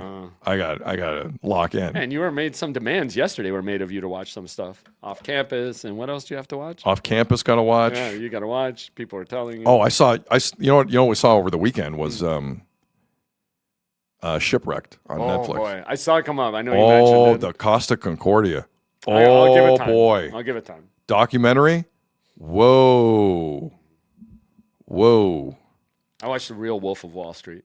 You like that one? It was okay. It was like I almost don't want to see it because it would sully the movie. a little bit. I don't want the truth to sully but, fiction. like the FBI guys were, the movie doesn't do justice like how crazy things got for that office. Marty crazy. Hoffmeister in the chat. Totally agree with Sid. Third place game was something else. I thought it was better than people made it out to for be, man. sure. I'm sorry. Like, again, there were moments that were just comical. Yes. Caldwell's correct. But I didn't think it was trash. No. Like- and you want to see more offense. Like it's hard to score in soccer, so you're going to get some nice goals when guys score like that. Soccer pundit, Right? Jeff Azaparty, it is tough to score at soccer. Where is it? He's correct. 100%. All right. Did you watch Big Brother last night? Yeah. It ended on a Pretty wait good, for man. next week. It's I already know. cooking. It's cooking. For those who haven't For seen it, next week? they did one thing. I can't believe it took them this long. They dropped 2 characters from Survivor into the show. It's amazing But already. I mean, at the end of when Oh, you yeah. see No. characters- Yeah, no. But they go to the credits, right? So you can't hear what they're saying. So now you got to tune into next week. Oh, or their next episode. teases are really good. They are really, really They know how to tease properly. See, thanks, Dan. Yeah, for FIFA president. As of for FIFA president, my application's in. Hopefully, you get it. He knows ball is round. I should have finished reading it. It's pretty good. It's so true. Azzo's got this sport on lock. Okay, look, I know there's going to be more World Cup stuff trickling in. It was a spectacular tournament, man. Yeah, it really was. It had just the right amount of controversy. So thumbs up or thumbs down for the larger tournament? Oh, go 64 teams. Really? Yeah. You're there now. Go, and well, Infantino's going to pitch it to save his presidency next March and April. Oh, wow. So I would say do it. Go to 64 As your teams. next To hell FIFA with it. president? Okay, I'll allow it. Yes, as next FIFA president. I'll allow it. Will you in your Yeah. candidacy? If you like it, I'll do it for you, pal. I mean, Just for you. I don't know what this means. Azzo was turning into Collingsworth. What does that mean? Just high end, I think. Oh, really? I don't know. No, I don't know. I don't know what that means. Oh, no, actually, maybe not. Maybe it's not high end. Christopher Bird in the chat, vote Azzo. Chris LaRose in the chat, Azzo introduces body checking to soccer. Why not? No, Azzo introduces ABS. Yeah. Just tap it. Challenge. Just on a foul. Yeah. What if you get 2 foul challenges? Paredes for Argentina would use them both in the kidding. first 10 minutes. Yeah, it was a great tournament. Yeah. It was a great tournament. I still found it weird how the USA never played on the Eastern time zone. That is kind of crazy. I never understood what that was about. And Canada only played once in the Eastern time zone. But anyone who says this wasn't a good tournament, you're an idiot. Like there's no other way to describe it. You are a fool. This had, and on top of that, they messed with the ball, and it was one of the highest scoring World Cups ever. I think it was the highest scoring World Cup ever. And put the sensor in it. Oh yeah, and they put a sensor to see if it touched hair. Touch a hair. And spider cables. But then touch and other everything. things. Yeah. Oh no spider cable. Nope. What a tournament. I'm gonna miss you, man. I'm gonna miss you. I still have like 23 games that I haven't watched in my PVR. Will you? Really? I'll go through them a little. All right. But there's a bunch of matchups that I totally forgot happened. Like I'm like, oh yeah, France played Norway. Like it was a long ass tournament. You need to adjust the refs at all? Some of the people are saying like the referees were trash. Arthur Scorpion or something in the chat. But I thought overall people were happy when he gave that card to Enzo. Oh, Enzo Fernandez 100% should have been thrown out for that. Definitely. Because he was an idiot. Definitely. He was an idiot for diving like 5 minutes earlier on Rodri. Yeah. Like just a dumb. But I'll say this about the Enzo Fernandez second yellow. There's a split second where I know what he's thinking, and what he's thinking is, if I beat Kubarsi to this, we're going to win the World Cup. You know what I mean? They got a little bit too ambitious. He got greedy, obviously. Yeah, a little bit. But there's a moment for Fernandez where he looks at that ball, and that's one of the few 50-50 balls of that second half, right? Mm-hmm. So he's like, if I get to this, I get the next statue. Yeah, it's true. And I'm next. there's just an element, like it should have just been the yellow, but he was too much of an idiot earlier where he got carded for diving. Yeah. But I know what Fernandez was thinking. I know. And there's an element of me, the more I think about it, I'm like, okay, maybe at that point in the game, when you know you can't get the ball, Right. maybe there's a part of You me have that no would shots on exactly. that, yeah. Maybe there's a part of me that would have made the same risk. Now, again, Cucurella with a hand over his mouth, that was was like, stupidity. what? But Azo, No, I know it's the rule. by the rule, FIFA will Was he throw just your ass wiping out his in this mouth? tournament It for looked that. like it was. No, but he said something to him. Yeah. I Well, don't he know- was talking to him when he did it. I don't know so what I he get said. It. Yeah, I got but it. there's FIFA don't care what you're saying. Yeah, yeah. Don't do this. It's a rule. Don't put your hand in your get it. mouth. For those of you who don't Can know they go where to VAR for that? they looked at it They did, huh? and they deemed it a gentle mouth cover, not like a full mouth cover, just a gentle one. Yeah, there was a lot going on here. But By the listen, way, if you haven't seen the refs after they get their medals and take their group pictures, you got to go check it out. There's one guy at the end. He's a bit shorter than the rest, and let's just say he holds his tippy toes for a while they take the group picture. A few people pointed it out. It's so funny to me. well, he knows. I've been there and done that. Well, in the spirit of cropping people out of World Cup photos, Yeah. he knows he could just get everyone's feet and ankles out of it. It's true. He'd be good. Exactly. Yeah.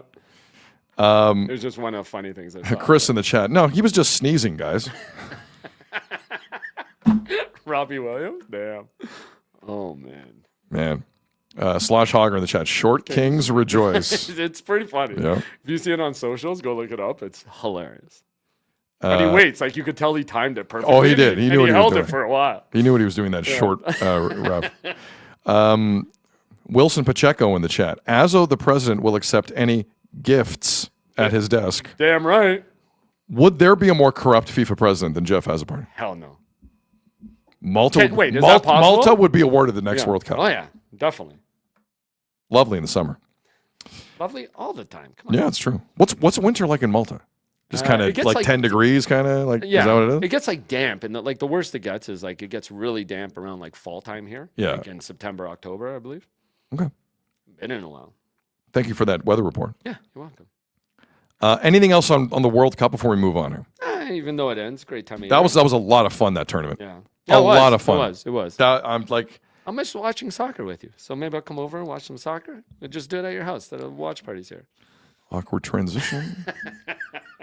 Hey, Azo. Yeah, that's it. Great time of year. Even though the World Cup's done, really? Yes.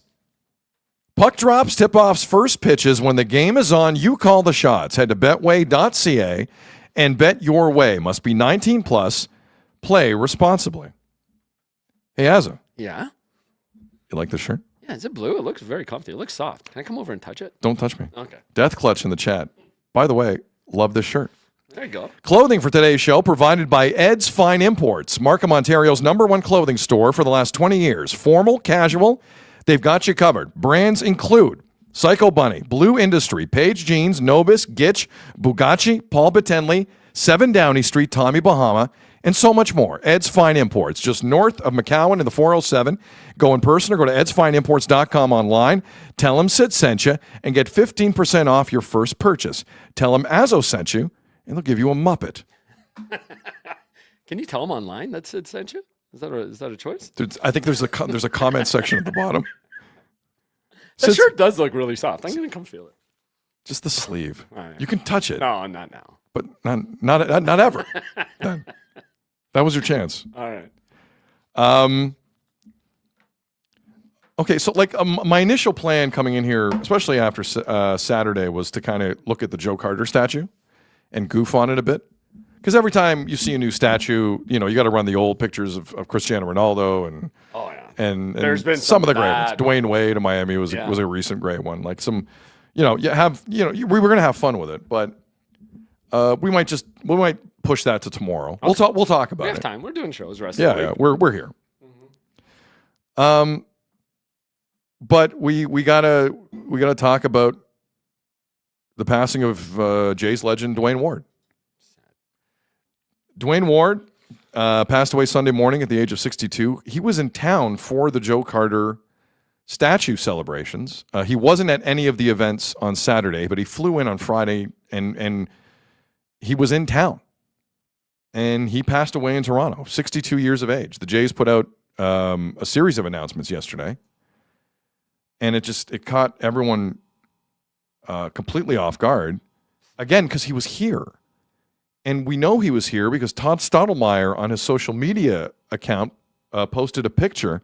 It's a group photo. We've isolated it here just for the listening audience. Kelly Gruber, Turner Ward, that's Al Leiter, I believe. But Dwayne Ward was in town and was like with the guys. Yeah. Went out for dinner Friday. Went out for dinner. And Turner Ward still looks good. It's crazy. Dwayne Ward is one of the most important Blue Jays in history for his role in 92 and 93.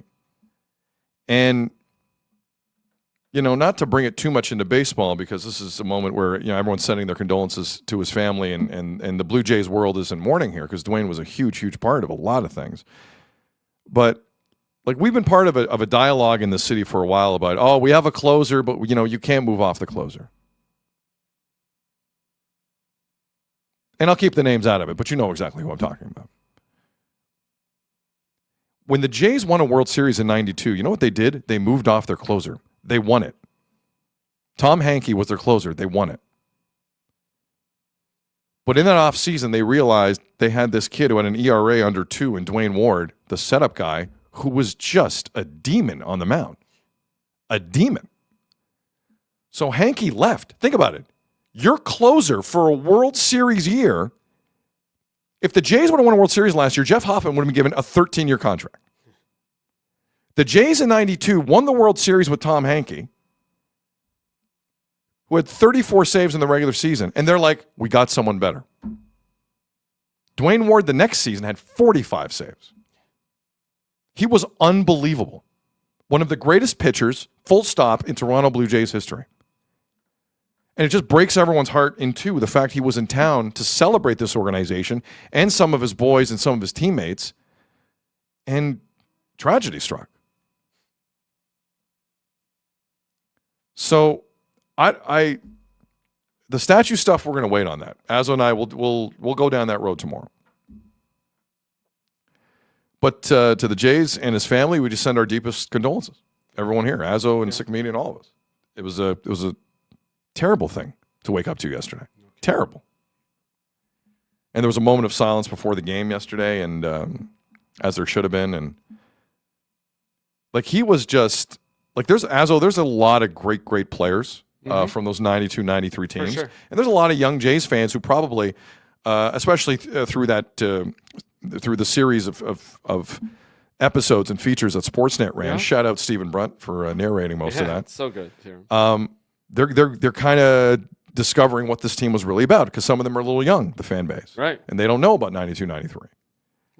And getting there too, and right? getting there and the journey, and it was just, like how many times the A's kicked their ass in the playoffs and then made some changes. Like you said, knew when to pull the right strings to get them over that hump. And Dwayne Ward, always, he represented a time to me in this organization that I hold dear to my heart. It was a time when they were ruthless. Yeah. That was a time. Gordash, Gillick, Cito, everyone. If you're my friend, I don't care. You don't think Tom Hankey was liked in that organization? Of course. He was gone. Gone after they won the World Series. Because they had someone better in their own eyes. Trending up, yeah. He represents a championship mentality to me. Exactly. Not just in how Dwayne Ward pitched, but how the organization operated.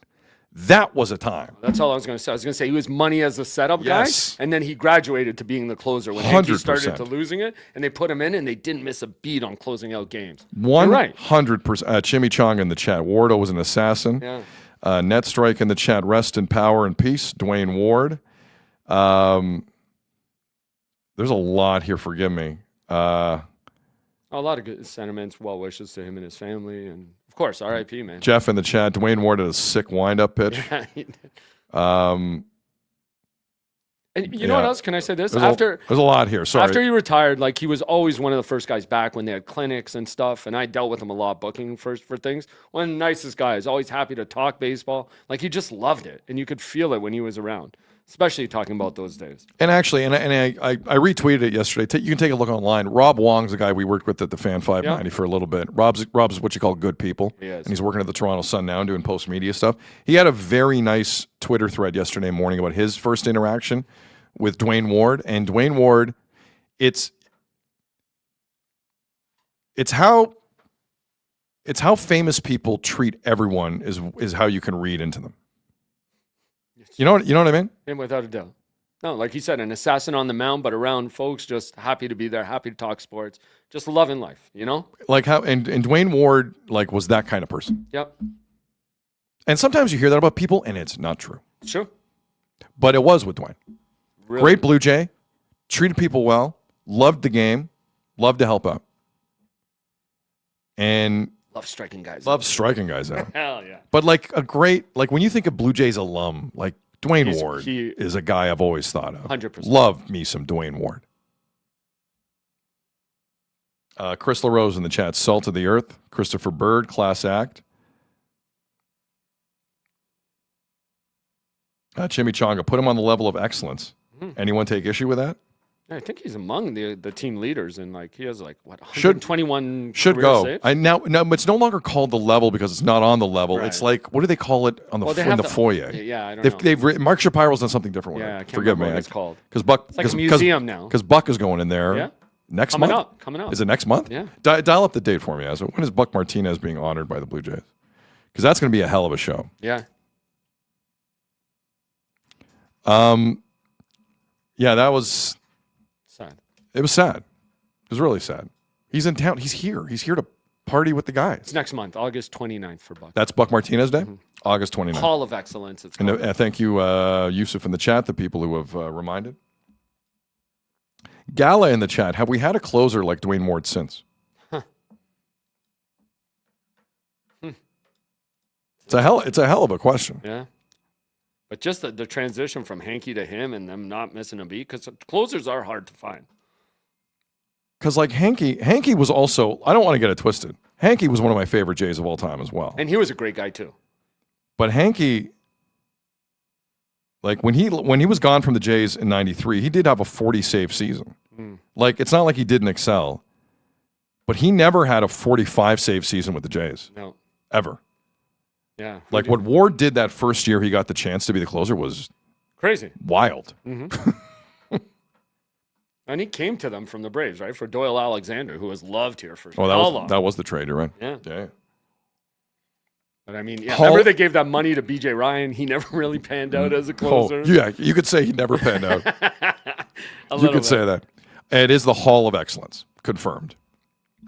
Level of excellence no longer. Hall of Excellence So Ward confirmed. was a J for 9 seasons, had 121 saves and a 3.18 ERA in 452 games and 650.2 innings pitched. Wow. He had our single season record with 45 saves in 93. To his family, deepest condolences. That's a crazy story. And I know the Jays are hurting as well. You know, like they invited him. He was here. He was here. Like it's Just the like, fact that like he how wasn't there are. I'm sure there are people taking unnecessary guilt on this in the Jays organization too. It's like life happens. Like what are you going to do? Yeah. It's a tragedy. Very much. And I know some people have kind of maybe suggested otherwise. Like if this were to happen on Saturday, that whole thing Saturday would have been different. Yeah. It wouldn't have happened.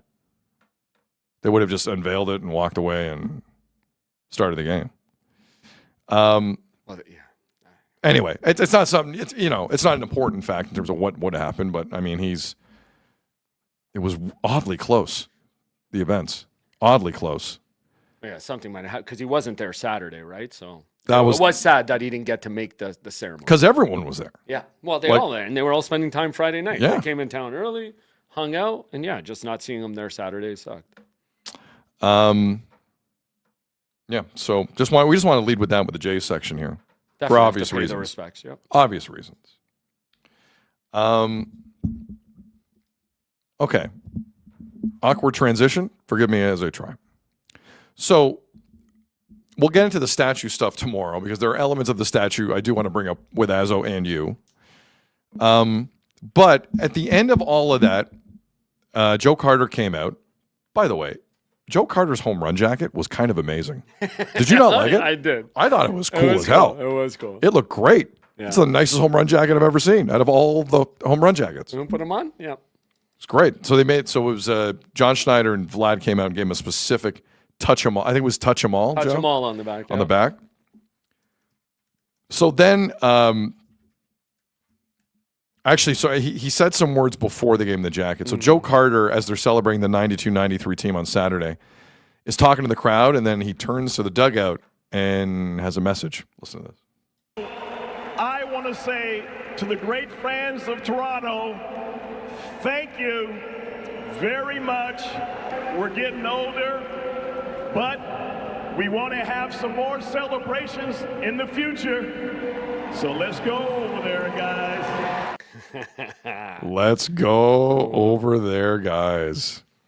Now, to be fair about it, I don't know if you heard, Jays were pretty close last year. And I just, like, when he said that, I was like, he's well within his rights to say that. Well, I'm sure he thought this year would be different when he came back to get this. I think a lot of people don't. Yeah, exactly. Johnny Barkovich in the chat. It was a great message.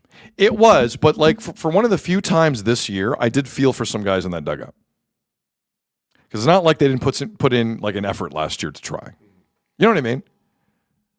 It's like the insinuation is, let's get going, guys. I'm like, they were just, the IKF was standing right there not that long ago, third base.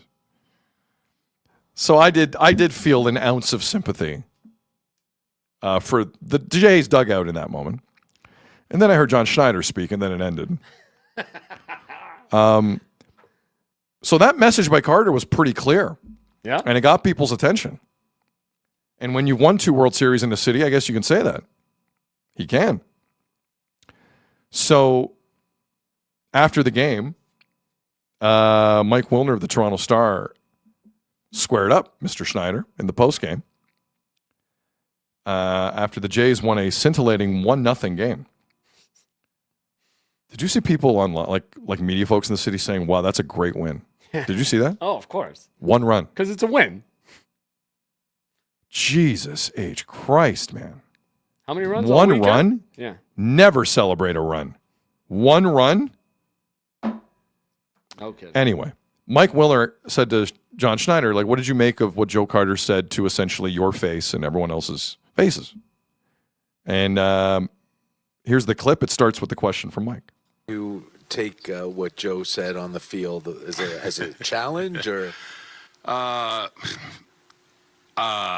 Yes and no, I think. You know, I think that when you're recognizing a team that won back-to-back World Series and you see how cool it is, how special it is. I was watching the video and you're seeing like the fan reaction in the streets, and I'd be lying to you if it didn't kind of bring you back and say, damn, I wish that could have been 2025. You know what I mean? So yeah, I think it's cool for everyone to hear from a guy like him who has such an iconic swing, not just for us, but in baseball history, to say, let's go.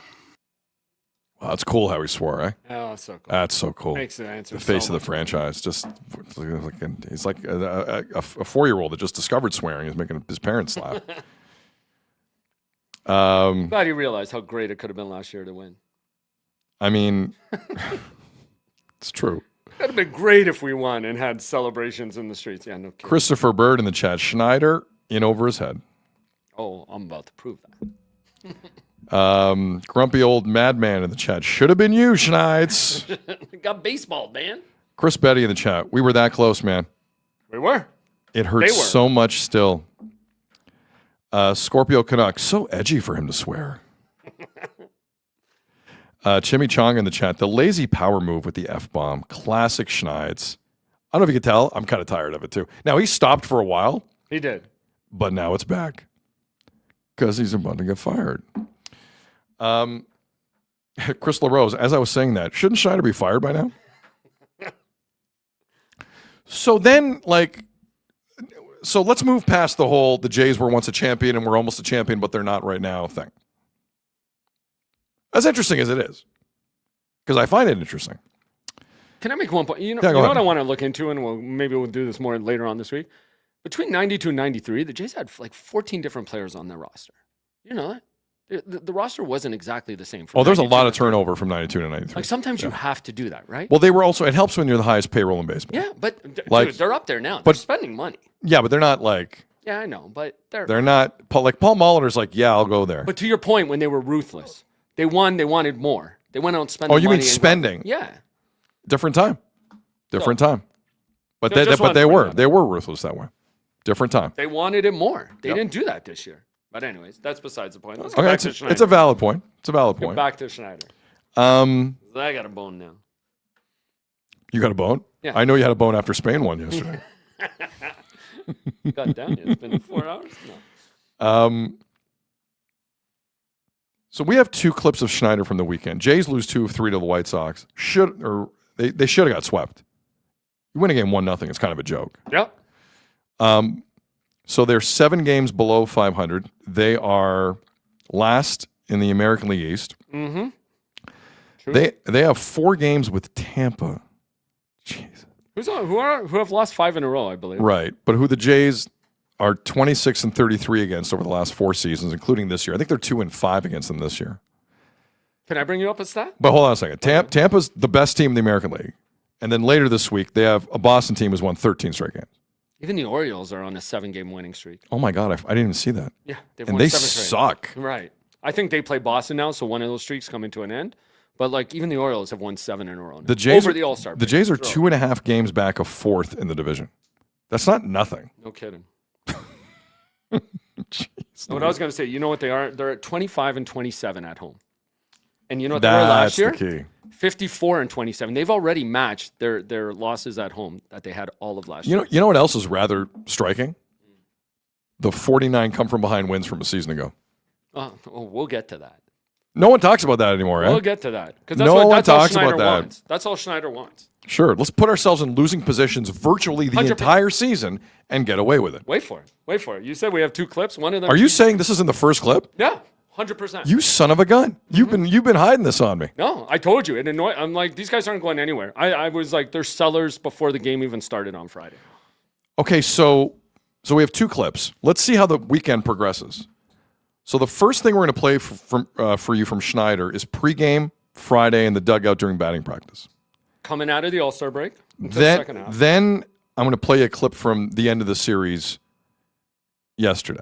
Now keep in mind, this is a Jays team that knew Friday night was such a big game, they got to start Spencer Miles. Thank you for bringing this up. Because clearly Shane Bieber and Trey Savage were tired off the All-Star break. They needed more rest. Didn't need a veteran presence. Get the Rule 5 guy to start. So I haven't heard this completely, but Azzo's been railing to me about this clip since Friday afternoon. It's about 90 seconds, right? 90? I'm closer to 2 minutes, maybe. It's Ooh. 3 questions. Do we scrum surf this or Yes, not? yeah. Let's All scrum right. it because there's 3 different questions, all from Arden Dwelling of Sportsnet. who's doing the When pre-games. Arden gets Yeah. a taste for it, he's not letting you off the Do you want to do in any way. Because this was after he gave all the injury updates. You want to give any? No, of the we'll do that injury? later. Okay. We'll do that later. All right.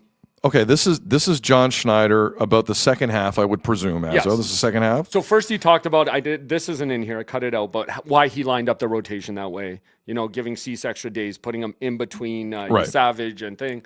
But anyway, and you'll hear the question in all these clips. Okay, this is Friday afternoon, John Schneider. Here we go. understand like every series is the most important series. Yeah. Every stretch is the most important. But like just this upcoming stretch between now and the trade deadline, just what needs to happen? Yeah, we need to play consistent. I think it's gonna take a couple turns through the rotation for guys to be consistent. Hopefully the rest does them well, and we've got them in the right spot. I feel comfortable that physically they're ready to go. So hopefully a couple turns through the rotation where they're either pitching really well and being the reason that we win, or giving us a chance to win, you know, for a week or two or a week and a half or so, and try to get rolling. And then just little things, just tightening up the defense a little bit. I think the offense is trending in the right direction, and you gotta. Yeah, he said that. What the hell did he just say? The offense is trending in the right direction? But Hold on. the whole thing. Don't play a single thing. Don't play a single thing. Let's look at this offense that's trending in the right direction, shall we? Let's really, as a group, let's sit here.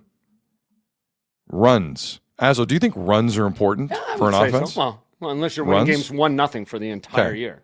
They're second last in baseball in runs. Yep. Let's pick another category. OPS. On base plus slugging. How about that? Mm-hmm. Out of 30 teams, the Jays are ranked 26th in baseball. 26th. Let's go RBIs. Dude, how bad are Cleveland? Yeah. If it weren't for Cleveland, the Jays would be dead last in baseball in all of this. I think they're bottom 4 offense overall. I'm pretty sure. Oh, my God. Trending in the right direction? Apparently. And all you want is your pitchers to keep you in it. Again, to your point, they need to come from behind all the time. You want to talk about yesterday when they got 4 hits? Not 1 hit till the 4th inning, and 2 of those hits in the 4th. By the way, 1 was a bunt, and 2 were in.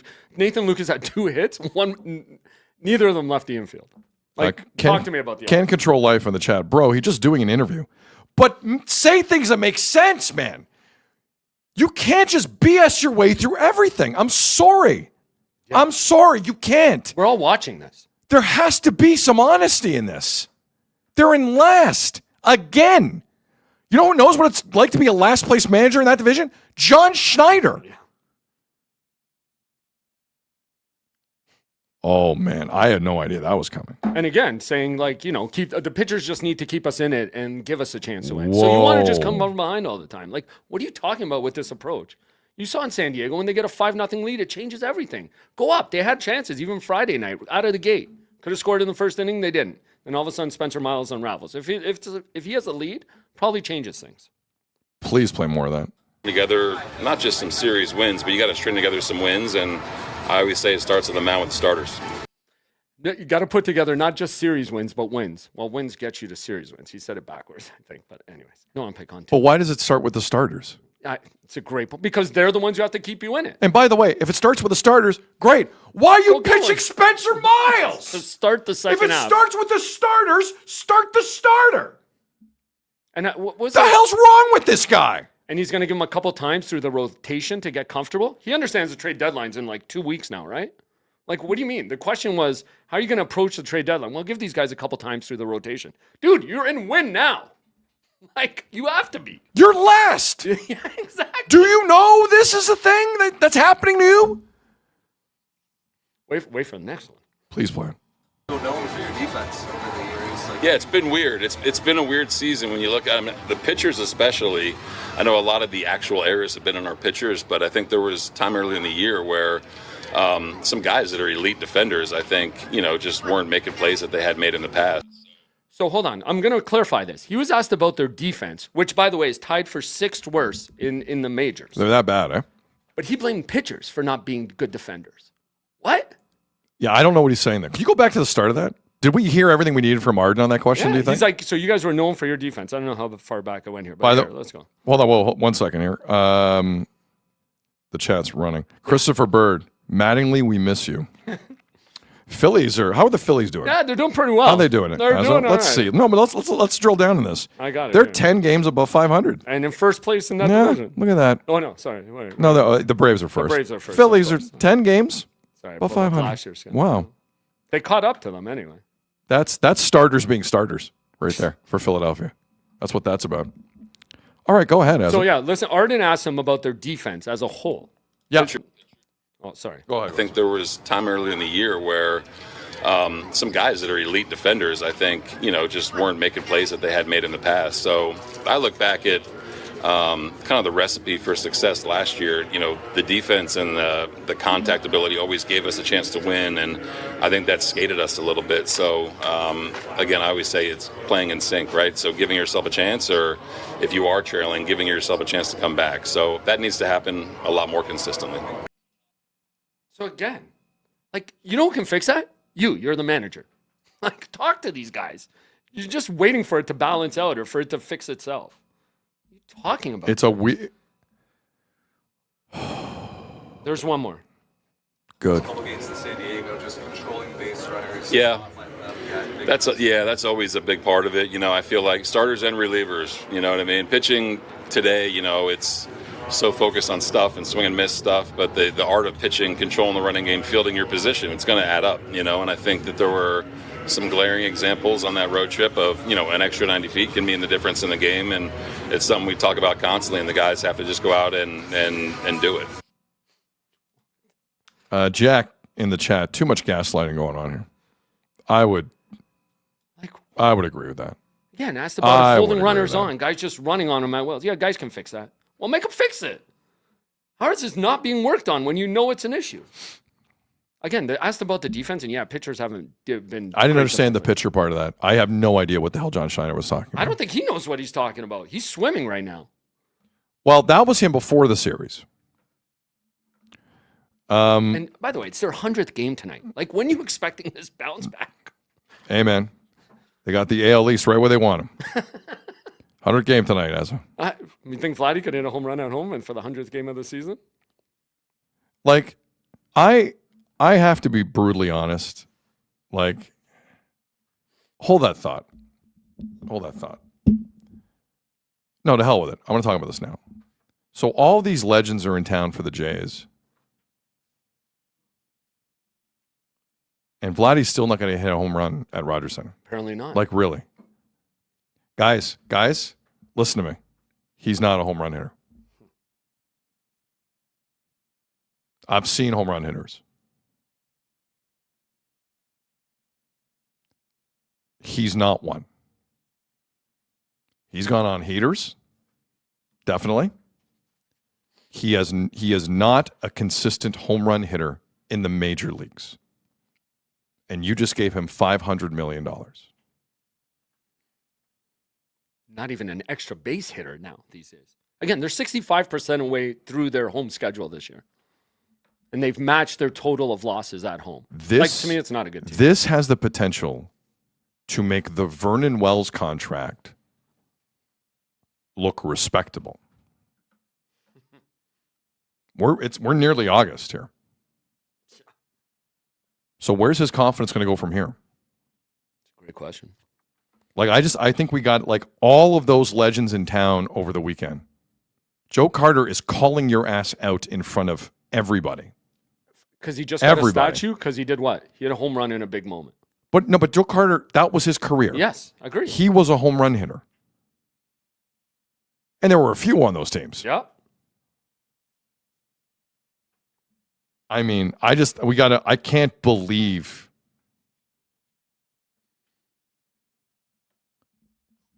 Like, there's also a part of the saying, pressure is a privilege. There's also part of that pressure is not a privilege. And there are certain people that just do not want the smoke when things are going poorly. They don't. Everything has to be great all the time. And Vladdy is not, based on the evidence, that guy. And then when you got a manager who just says, well, they'll figure it out themselves. They did it last year, they'll do it this year. Like, that's the part that really gets me irate. Like, I can stand up for this guy when can we talk about the Valenzuela thing from Friday to Saturday? Let's slow down here. Okay. Let's run the final Schneider clip from yesterday. Because his timing now on this, considering how cool or too cool for school he was on Friday, trending up. I found his borderline panic in front of the assembled media very interesting that it developed over 3 days. This was John Schneider yesterday talking about going into a Tampa series starting tonight. Start winning. That's just the bottom line. And it doesn't really matter how you do it. If you win 1-0, if you win 10-9, you gotta start winning. So you got to just understand what the situation calls for every game, and you got to go out and try to execute it. So, again, I don't want to put pressure on the guys because the season is where it is and the calendar is where it is. But you gotta turn it around in a hurry. Why is it not the right thing to put pressure on these guys? Someone needs to explain that line from John Schneider to me because he used it in San Francisco. I know. And he used it again yesterday. They're playing a game. It's supposed to be fun, Sydney. But I didn't have the audio. But John Schneider also at one point yesterday said we have to go into this game tonight against Tampa like it's the most important game of the year. That's just going to happen. If your must-win game is July 20th, 100th game of the you're season. dead. Yep. You're dead. You have lost the race before it started, buddy. Done. Jack Napier in the chat. You can't give me gravy and tell me it's jelly because gravy ain't sweet. Joe Bennett, The Office. That's an odd and accurate analogy to what the Jays are going through. Yeah. But I heard panic in John Schneider's voice. It changed a lot. I did. Like over the span of, not many days. By the way, comical how on the day of a World Cup final, that game took 2 hours, 21 minutes to play on a 12:15 start yesterday. So not only the Jays not playing well, they really wanted to get out of there yesterday to watch the World Cup final. Yeah. Oh, my captain. What a bunch of leaders on that team. That's what they do. Amazing. It's also what they do. Amazing. Take a swing first, second pitch. Selfish. That's all they were doing. That's all they were doing. Definitely. Now, White Sox were kind of doing it too. Yeah. But at least the White Sox scored enough to win. They scored 3 runs. It's true. They didn't take till the 4th inning to get their first hit. And again, 3 of the 4. What? Again, Nathan Lucas had 2 hits yesterday. Neither of them left the infield. One of their 4 hits was a bunt. Like, where's this offense trending? Power Duster in the chat. The talent is not there. Yeah. But where's? I'm telling you, yes, last year's looking really fishy, man. Really fishy. Like I'm doing my best to not be that guy. I'm really fighting it. Well, what was it then? Just luck? Like, you can't put it down to just luck. Sometimes it happens, Azo. Sometimes it happens. Like, the only thing I can say about Vlad, maybe it's good it's happening in the first year of this, 14, 15-year contract, because he needs to change something. And maybe this forces him to. You think there's a silver lining to how bad Vlad has looked this year? I'm trying to find it. I'm just saying, might make him change his but approach. why would it make? So you think if he goes a full season having this kind of year, you think it would be a complete teardown at the end of the season if it stays like this, and it could lead to something else, is what you're saying? Yeah, like a different approach or a change in his offseason regimen. Because we've all said he's a slow starter, but not to this point, dude. Again, we're 100 games into the season, 53 games into their home schedule. Brandon in the chat, it's called overachieving. But by a million, though. No, that is an all-time overachieving. Yes. If that's what we saw. That's what I'm still struggling with in terms of going to that side of it. And I understand people have gone to that side of it. Mentally, I've gone there a few times. But I'm seeing a lot of fire Schneider in the chat. Like, what is? But let me ask you something. End of the season comes. Mm-hmm. There might not be a next season with the CBA. Is this your manager?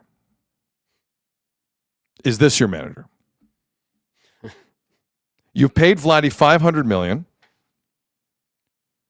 John Schneider is proving to be completely incapable of getting this guy to look close to legitimate. Yep. And you want to wrap Popkins in there, the hitting coach. You can do all that. I don't care who you throw in there. But your crown jewel, like, it's no different than Craig Berube, Austin Matthews. Craig Berube always had a problem if Matthews was going to look like that offensively. And on top of that, look like that offensively and lose. It's Vladdy and Schneider. Mm-hmm. You've paid him X.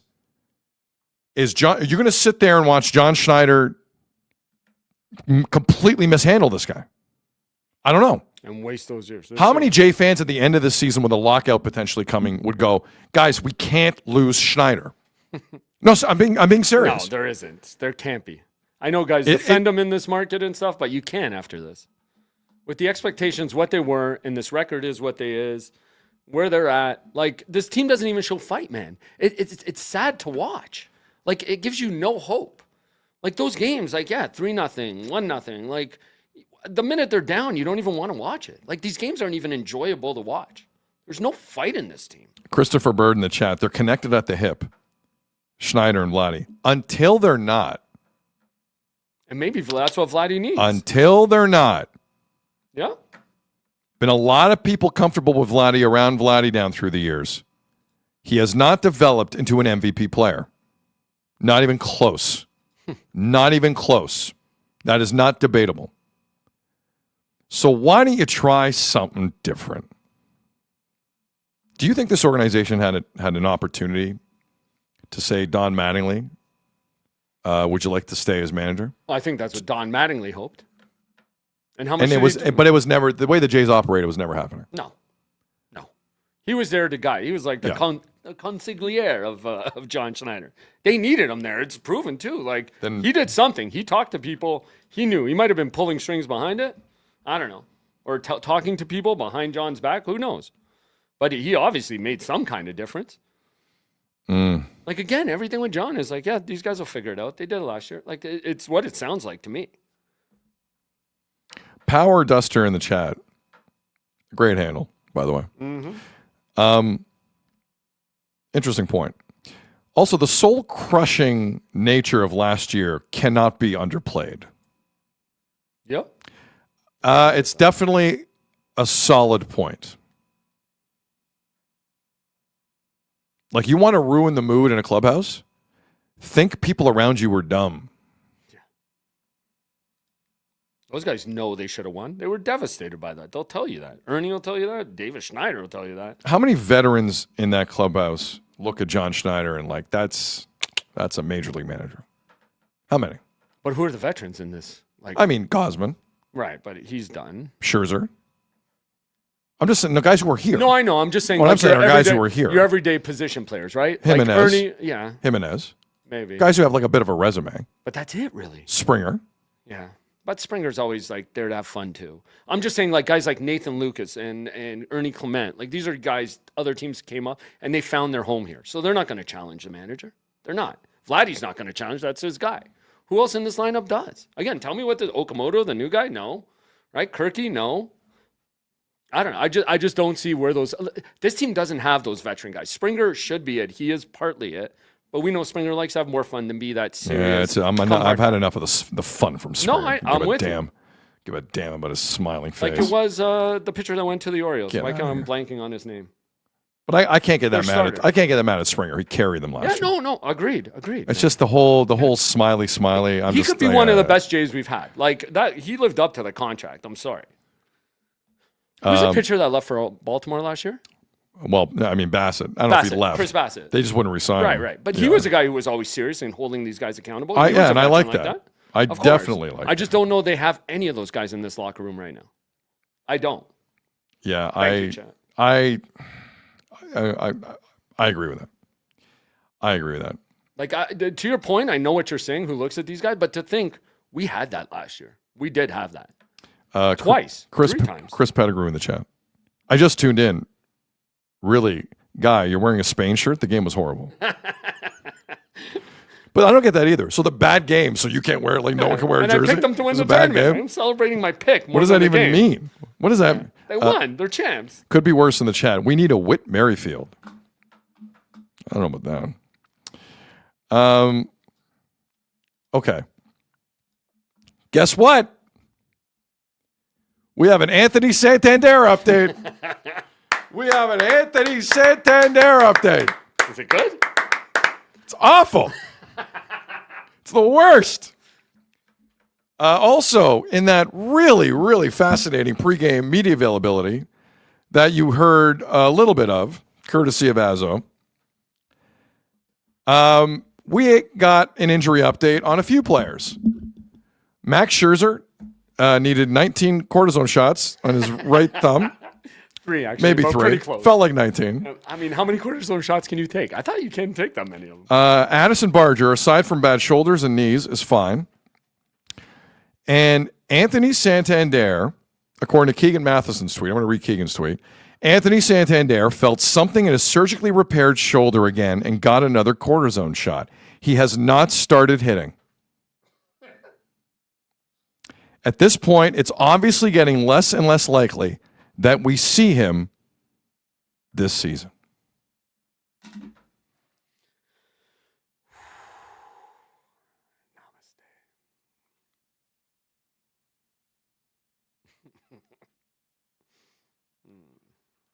no debate, the worst move Ross Atkins ever made. Ever. Was investing in Anthony Santander.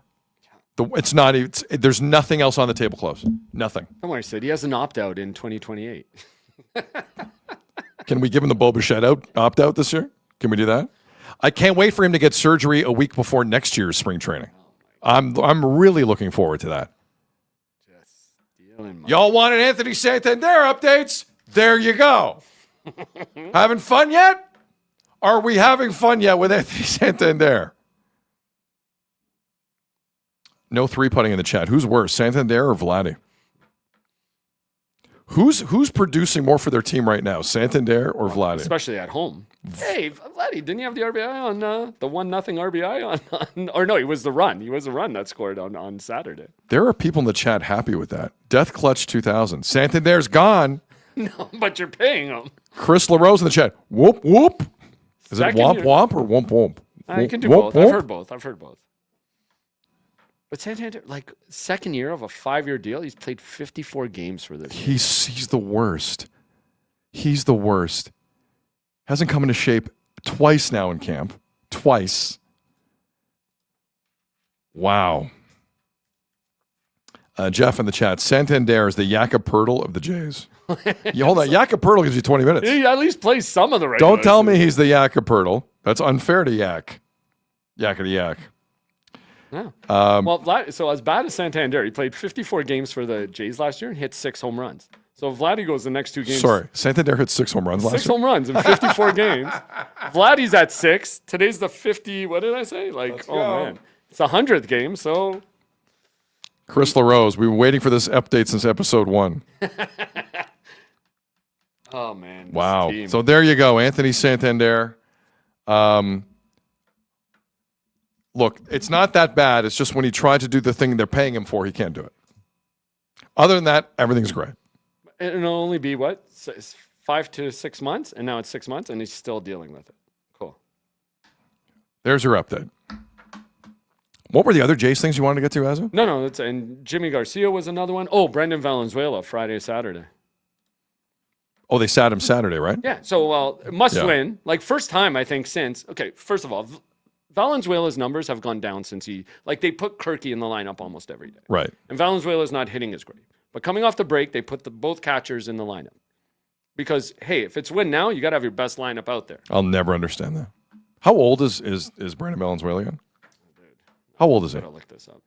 But he hits a home run. Am I right on that on Friday night? Yes. So you would think he'd be in the lineup, go with your best lineup. And one of the few Jays runs of Friday night. Yes. Correct. And then he's not in the lineup on Saturday, which still blows my mind. Look, that's a fireable offense to me. I can't stand with 25. the Jays. The Jays are drowning, and you're sitting guys who are hitting home runs. Drowning. Explain that to me. Offensively. There's no excuse for that. I'm sorry. Look, were there positives? Yeah. Bullpen last 2 days, pretty good. Shane Bieber, that was positive on Saturday. That was really positive on Very Saturday. Positive. Do you trade? I'd trade him right now.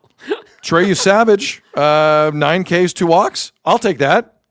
If he figures it out, no problem. But 3-0, you're out of the game. It's crazy with this team. Man. And then... Man, oh man. Gosman needs some extra time to figure stuff out. Like, if he has a good start, I'd be looking at dealing both guys, Bieber and Gosman. Oh, really? Why not? Dude, do you have faith this is going to stay on course? Like, when are they going to make this decision? I don't know what you're getting for Bieber, but if he plays team well... takes a chance. Yeah, a team might take a chance. If after that start, you don't think a team take a chance? Say, maybe he's they got might. something left? They might. And then... So, am I missing something? Brandon Little was called up Friday before the game? Yeah, he was. No, it was Saturday or Sunday. But he still hasn't pitched for them yet. I thought they were trying to showcase him to maybe try and deal him. Because Estrada pitched, I believe, yesterday. Trying to showcase Brendan Little might be the funniest sentence I've heard in a long time. I think a team will take him. God bless. Good luck to him. He needs a change of scenery. He does. We all know that. That he does. Anyways, it doesn't matter until the offense starts scoring. Because what was it? 5 runs all weekend? 5 runs all weekend. I think they have 1 run in their last 20 innings. The Jays? Trending up. Oh, yeah. They're trending. Again, 4 hits yesterday. A bunt and a couple infield hits. Look, listen. Let's cut the BS. A lot of teams would have fired John Schneider Yep. if he didn't have that kind of season last year. Oh, agreed. Yeah, for sure. No, it's not debatable. There's no debating it. Yep. Zero debating it. I think he's starting to feel it too. Those comments yesterday were weird. We have to treat tomorrow like a must-win. A, you never beat Tampa. Last year was an anomaly. B, it's July 20th. Yeah. That's what I mean. Like, when? And I don't want to put pressure on these guys. Like, everything he says. I want to be everyone's friend. I want to be. If you watched John Schneider operate All-Star Week at all, he was doing job interviews left and right. Because he knows in 2 years he's out of this. Out of this. Christopher Bird in the chat, must win in July. I know. Okay. Big one for Dylan Cease tonight. Look, I know Dylan Cease had a busy week at All-Star festivities. He pitched an inning. Why did he not pitch the first series at all? Well, one of your veteran guys, Like an or inning. you Savage.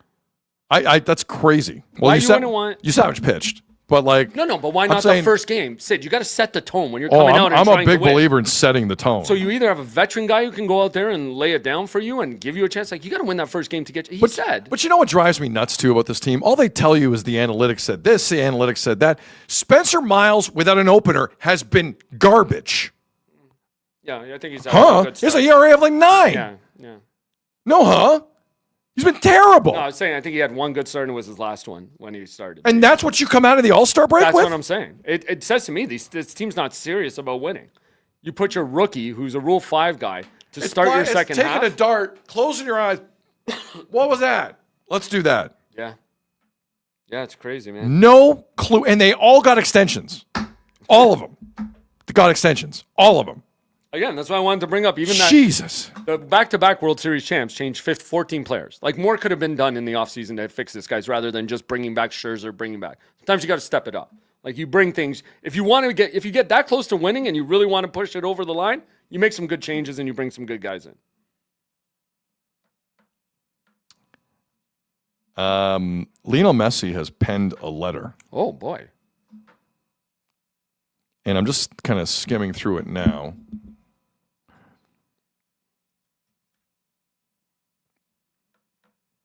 Like, there's no definitive statement here. Mm-hmm. It feels like he's walking away, but there's nothing wow. concrete. Let me read the first 3 paragraphs here. Because the back end is... Let me just read it. Sorry to detour here, but I just noticed this. Lionel Messi just put out the following note. The pain is immense. It will take time for this wound to heal after losing the World Cup final yesterday. But I also choose to hold on to all the good things, all the matches we turned around by giving everything and moments that will remain in our memories forever. I will always remember the support of an entire country that, together with the work and effort of this group, brought us back once again among the best teams in the world. Today, it is difficult to appreciate what we achieved, but this group has really reached 2 consecutive World Cup finals. Thank you from the bottom of my heart for every greeting and every message. Once again, we managed to come together as a country and stand united, sharing the immense pride of being Argentine. I also want to congratulate Spain on winning the World Cup. Nothing definitive. No. Right? Do you take anything from that? No. It's rather vague. It is. And the day after the tournament, you expect something like that. I don't know. No, I don't take I don't put too much. I don't think there's no there, but I did notice it. Yeah, for sure. Because none of the Argentinian players spoke.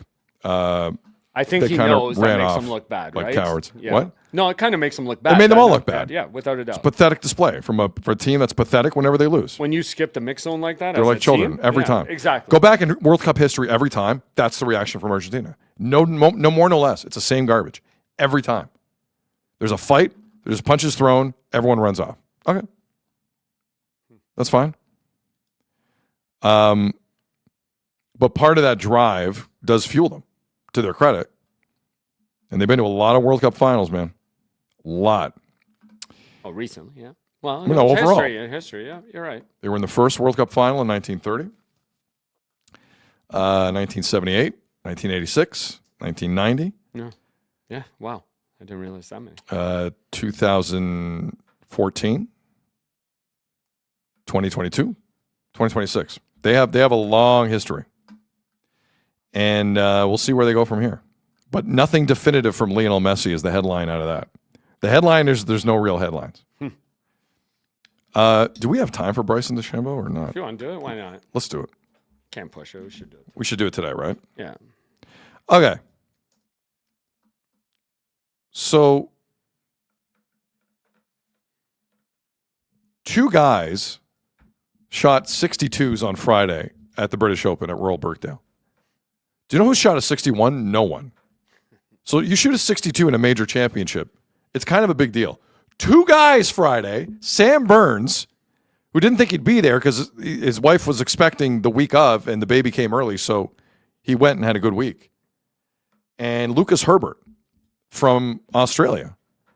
Lucas Herbert missed a putt to go to 61. He just missed a putt. So, like, these major headlines are breaking out Friday at the British Open. And who dominates all the headlines? The stupid foot of Bryson DeChambeau. For the listening audience, I literally have just a picture of Bryson DeChambeau going Hulk on the fescue in the weeds at the 5th hole at Royal Birkdale. So for those who missed this story, because we don't do a ton of golf, but this was quite something. Bryson DeChambeau goes right into this thick rough. And he walked around, and Bob Weeks had the line of the weekend. It was like he was stomping grapes to make wine. All over the fescue in order to give himself a clear backswing. It's an obvious advantage to Bryson DeChambeau. And he did it like numerous times. For those watching, that's his stupid foot. Cheating. And he was given a 2-stroke penalty as a result. Now, Bryson apologized, released a statement, spoke to the media, and went back to the hotel. Just kidding. He was a huge baby about it. He fought the RNA. He fought the golf officials. He threatened to call the president of the United States. Yeah, like, that's being reported. True. He did not, but he threatened to call the president of the United States. Didn't speak to the media. Went to the driving range till 10:30 at night. And then left. And threatened not to come back on Saturday. Now, his dumbass came back on Saturday. And he finished the tournament 6 shots back.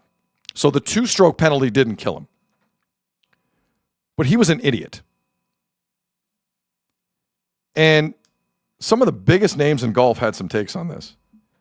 The following day on the Saturday, Rory McIlroy, the number 2 ranked golfer in the world, who didn't have a great weekend, but had some thoughts on Bryson DeChambeau, went to town on Bryson. Listen to this. I was watching it live. I was up in the players' lounge watching it with a few other players, and as soon as he made the step into the ball, we all sort of looked at each other and were like, that didn't seem right. And then when I heard that he was called in by the rules officials, I think it was pretty obvious for why. Yeah, I mean, I think there's no doubt that he improved the line of his backswing. So, and again, it's like whether it was careless or whether it was intentional, I don't think it matters. Hopefully it was careless. But I think the 2-shot penalty was justified for sure. What did you think of the scenes after? Obviously, you guys were delayed getting your tee times as well because of it all going on. Late night for everyone. Yeah. I won't pretend to be up here and defend Bryson. I'm not particularly fond of him. I think a lot of it's performative. I think a lot of it's for attention. And to hold the tournament hostage like that and have all of us, volunteers, players, everyone waiting on him to depart, I didn't feel like it was a great look. I'm not in his mind. I'm not in his... but it didn't look good. Thank you to the staff for getting the plates from dinner together while the number 2 ranked golfer in the world is trying to speak. Joe in the chat, in all fairness, has anyone named Bryson ever been a good dude? I like that. There's never been a great Bryson. It's a fantastic point. It is. Boom face. So the number 2 ranked golfer in the world, Rory McIlroy, destroys Bryson DeChambeau for this act, for stomping down on grass. The number 1 ranked golfer in the world, Scotty Scheffler, had a slightly different take. Here's what he said. And I've known him for a long time. He's a lot of things. But he's definitely not a cheater. I've never seen him cheat once, whether you're having a putting contest over putting green or chipping contest, or anytime we played amateur golf, I never saw anything suspicious. When you're watching him there from that camera angle, you know, maybe he was a touch careless around his ball, but I don't think he did anything intentionally. Man, you know, we've seen penalties happen with, like, you know, you remember John Rahm a couple years ago at the Memorial when his ball moved in the rough, and it's like, to the naked eye, can you really tell that? And we're not going to run the clip as because I think we're going to wrap this up in a second. But Russell Henley also spoke at Royal Birkdale, and his point, and to be fair, McIlroy made the same point. Scheffler later in the clip made the same point. There are certain golfers that don't have cameras on them all day, and Bryson DeChambeau isn't one of those golfers. Like, there are people at home spotting infractions left and right. Now, do I care that a guy who craves attention like that has cameras on him? No, I don't care. It's Bryson DeChambeau's world. It's what he's cultivated. It's what he wants. But his reaction was one of the more juvenile things I've seen. And I saw Argentina play this weekend. Like, Argentina was more mature after their incident than anything Bryson DeChambeau went through. Like, Azzo, there's the one picture I sent you where he says to them, I'm not coming tomorrow. Do you have the still I sent you? No. His arms crossed? Oh, sorry. That was my bad. He looked like a baby. He looked like someone took his toy away. He was stomping around. It was insane. It was insane. Sorry, you know what I do? Oh, please throw that out. Yeah, let me get it. It was like someone told him he couldn't have ice cream. He's a grown-ass man. He's pouting. Look at this.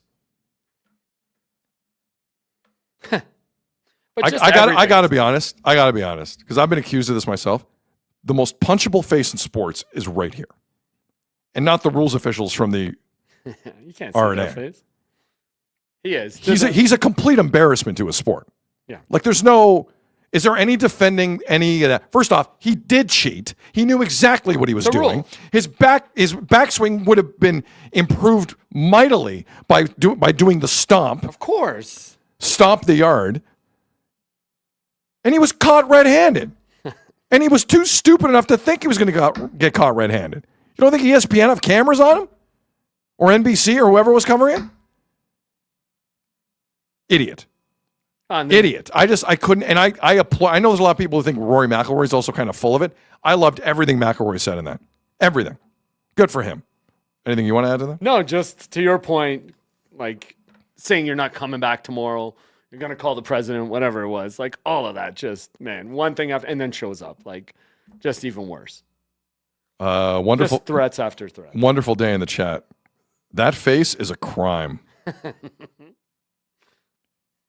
Chris in the chat, my 2-year-old, when I say no popsicle, if someone tells me no popsicle, I have the same face. Nick in the chat, I'm taking my ball and I'm going home.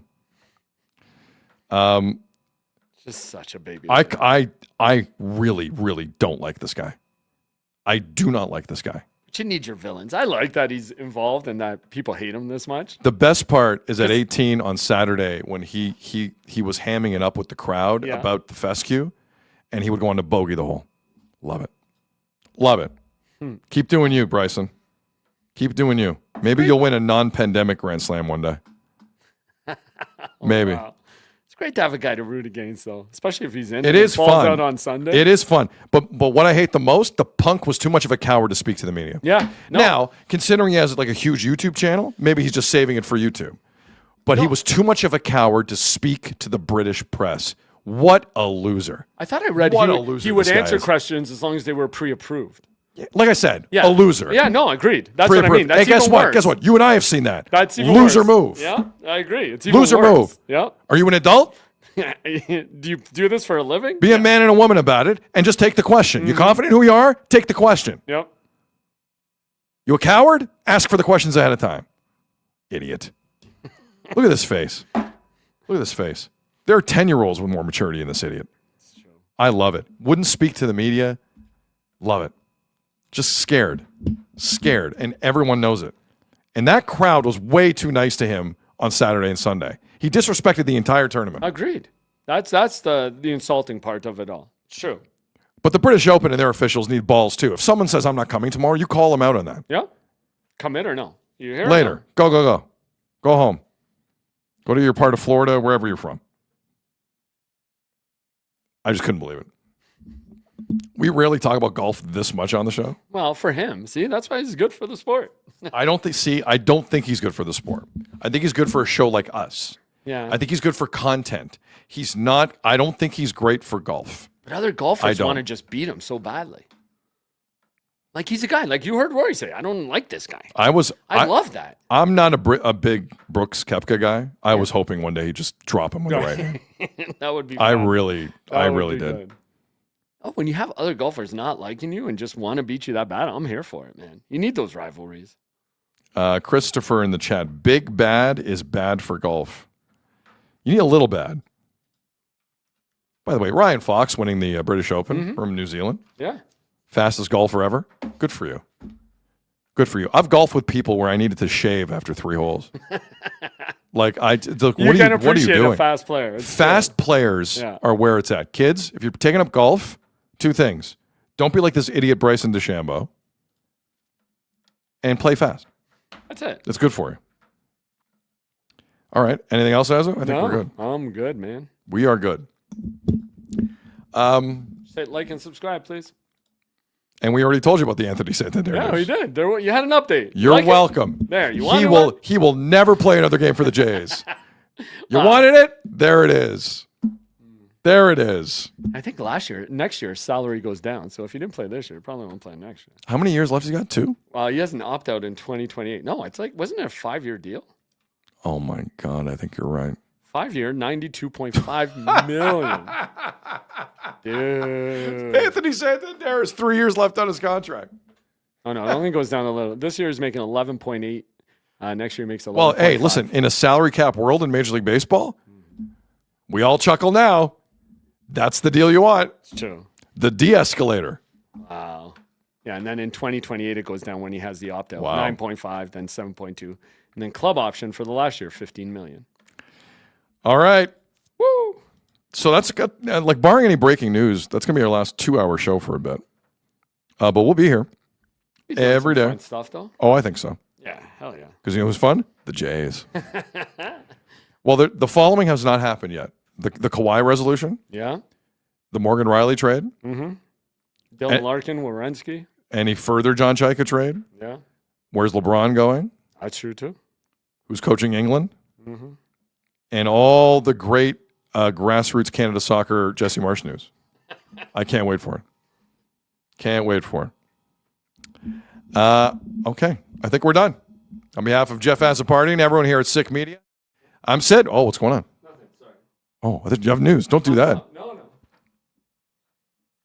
I was getting excited. Was See, I it's past potted 2 hours. Was I potted down? I started to move mine, and yours went with it for some reason. Best I've sounded all show. I was trying to shut myself up, and now you brought me back. See? This has been the Sid Seixeiro Show, powered by Sick Media. Enjoy the rest of your day. Let's see what tomorrow brings. Take care. Get well soon, Anthony Santander. We'll talk soon. And that's a wrap. Hope you don't miss us too much until next time. Follow the Sid Seixeiro Show on YouTube, X, Instagram, Facebook, and wherever you get your podcasts.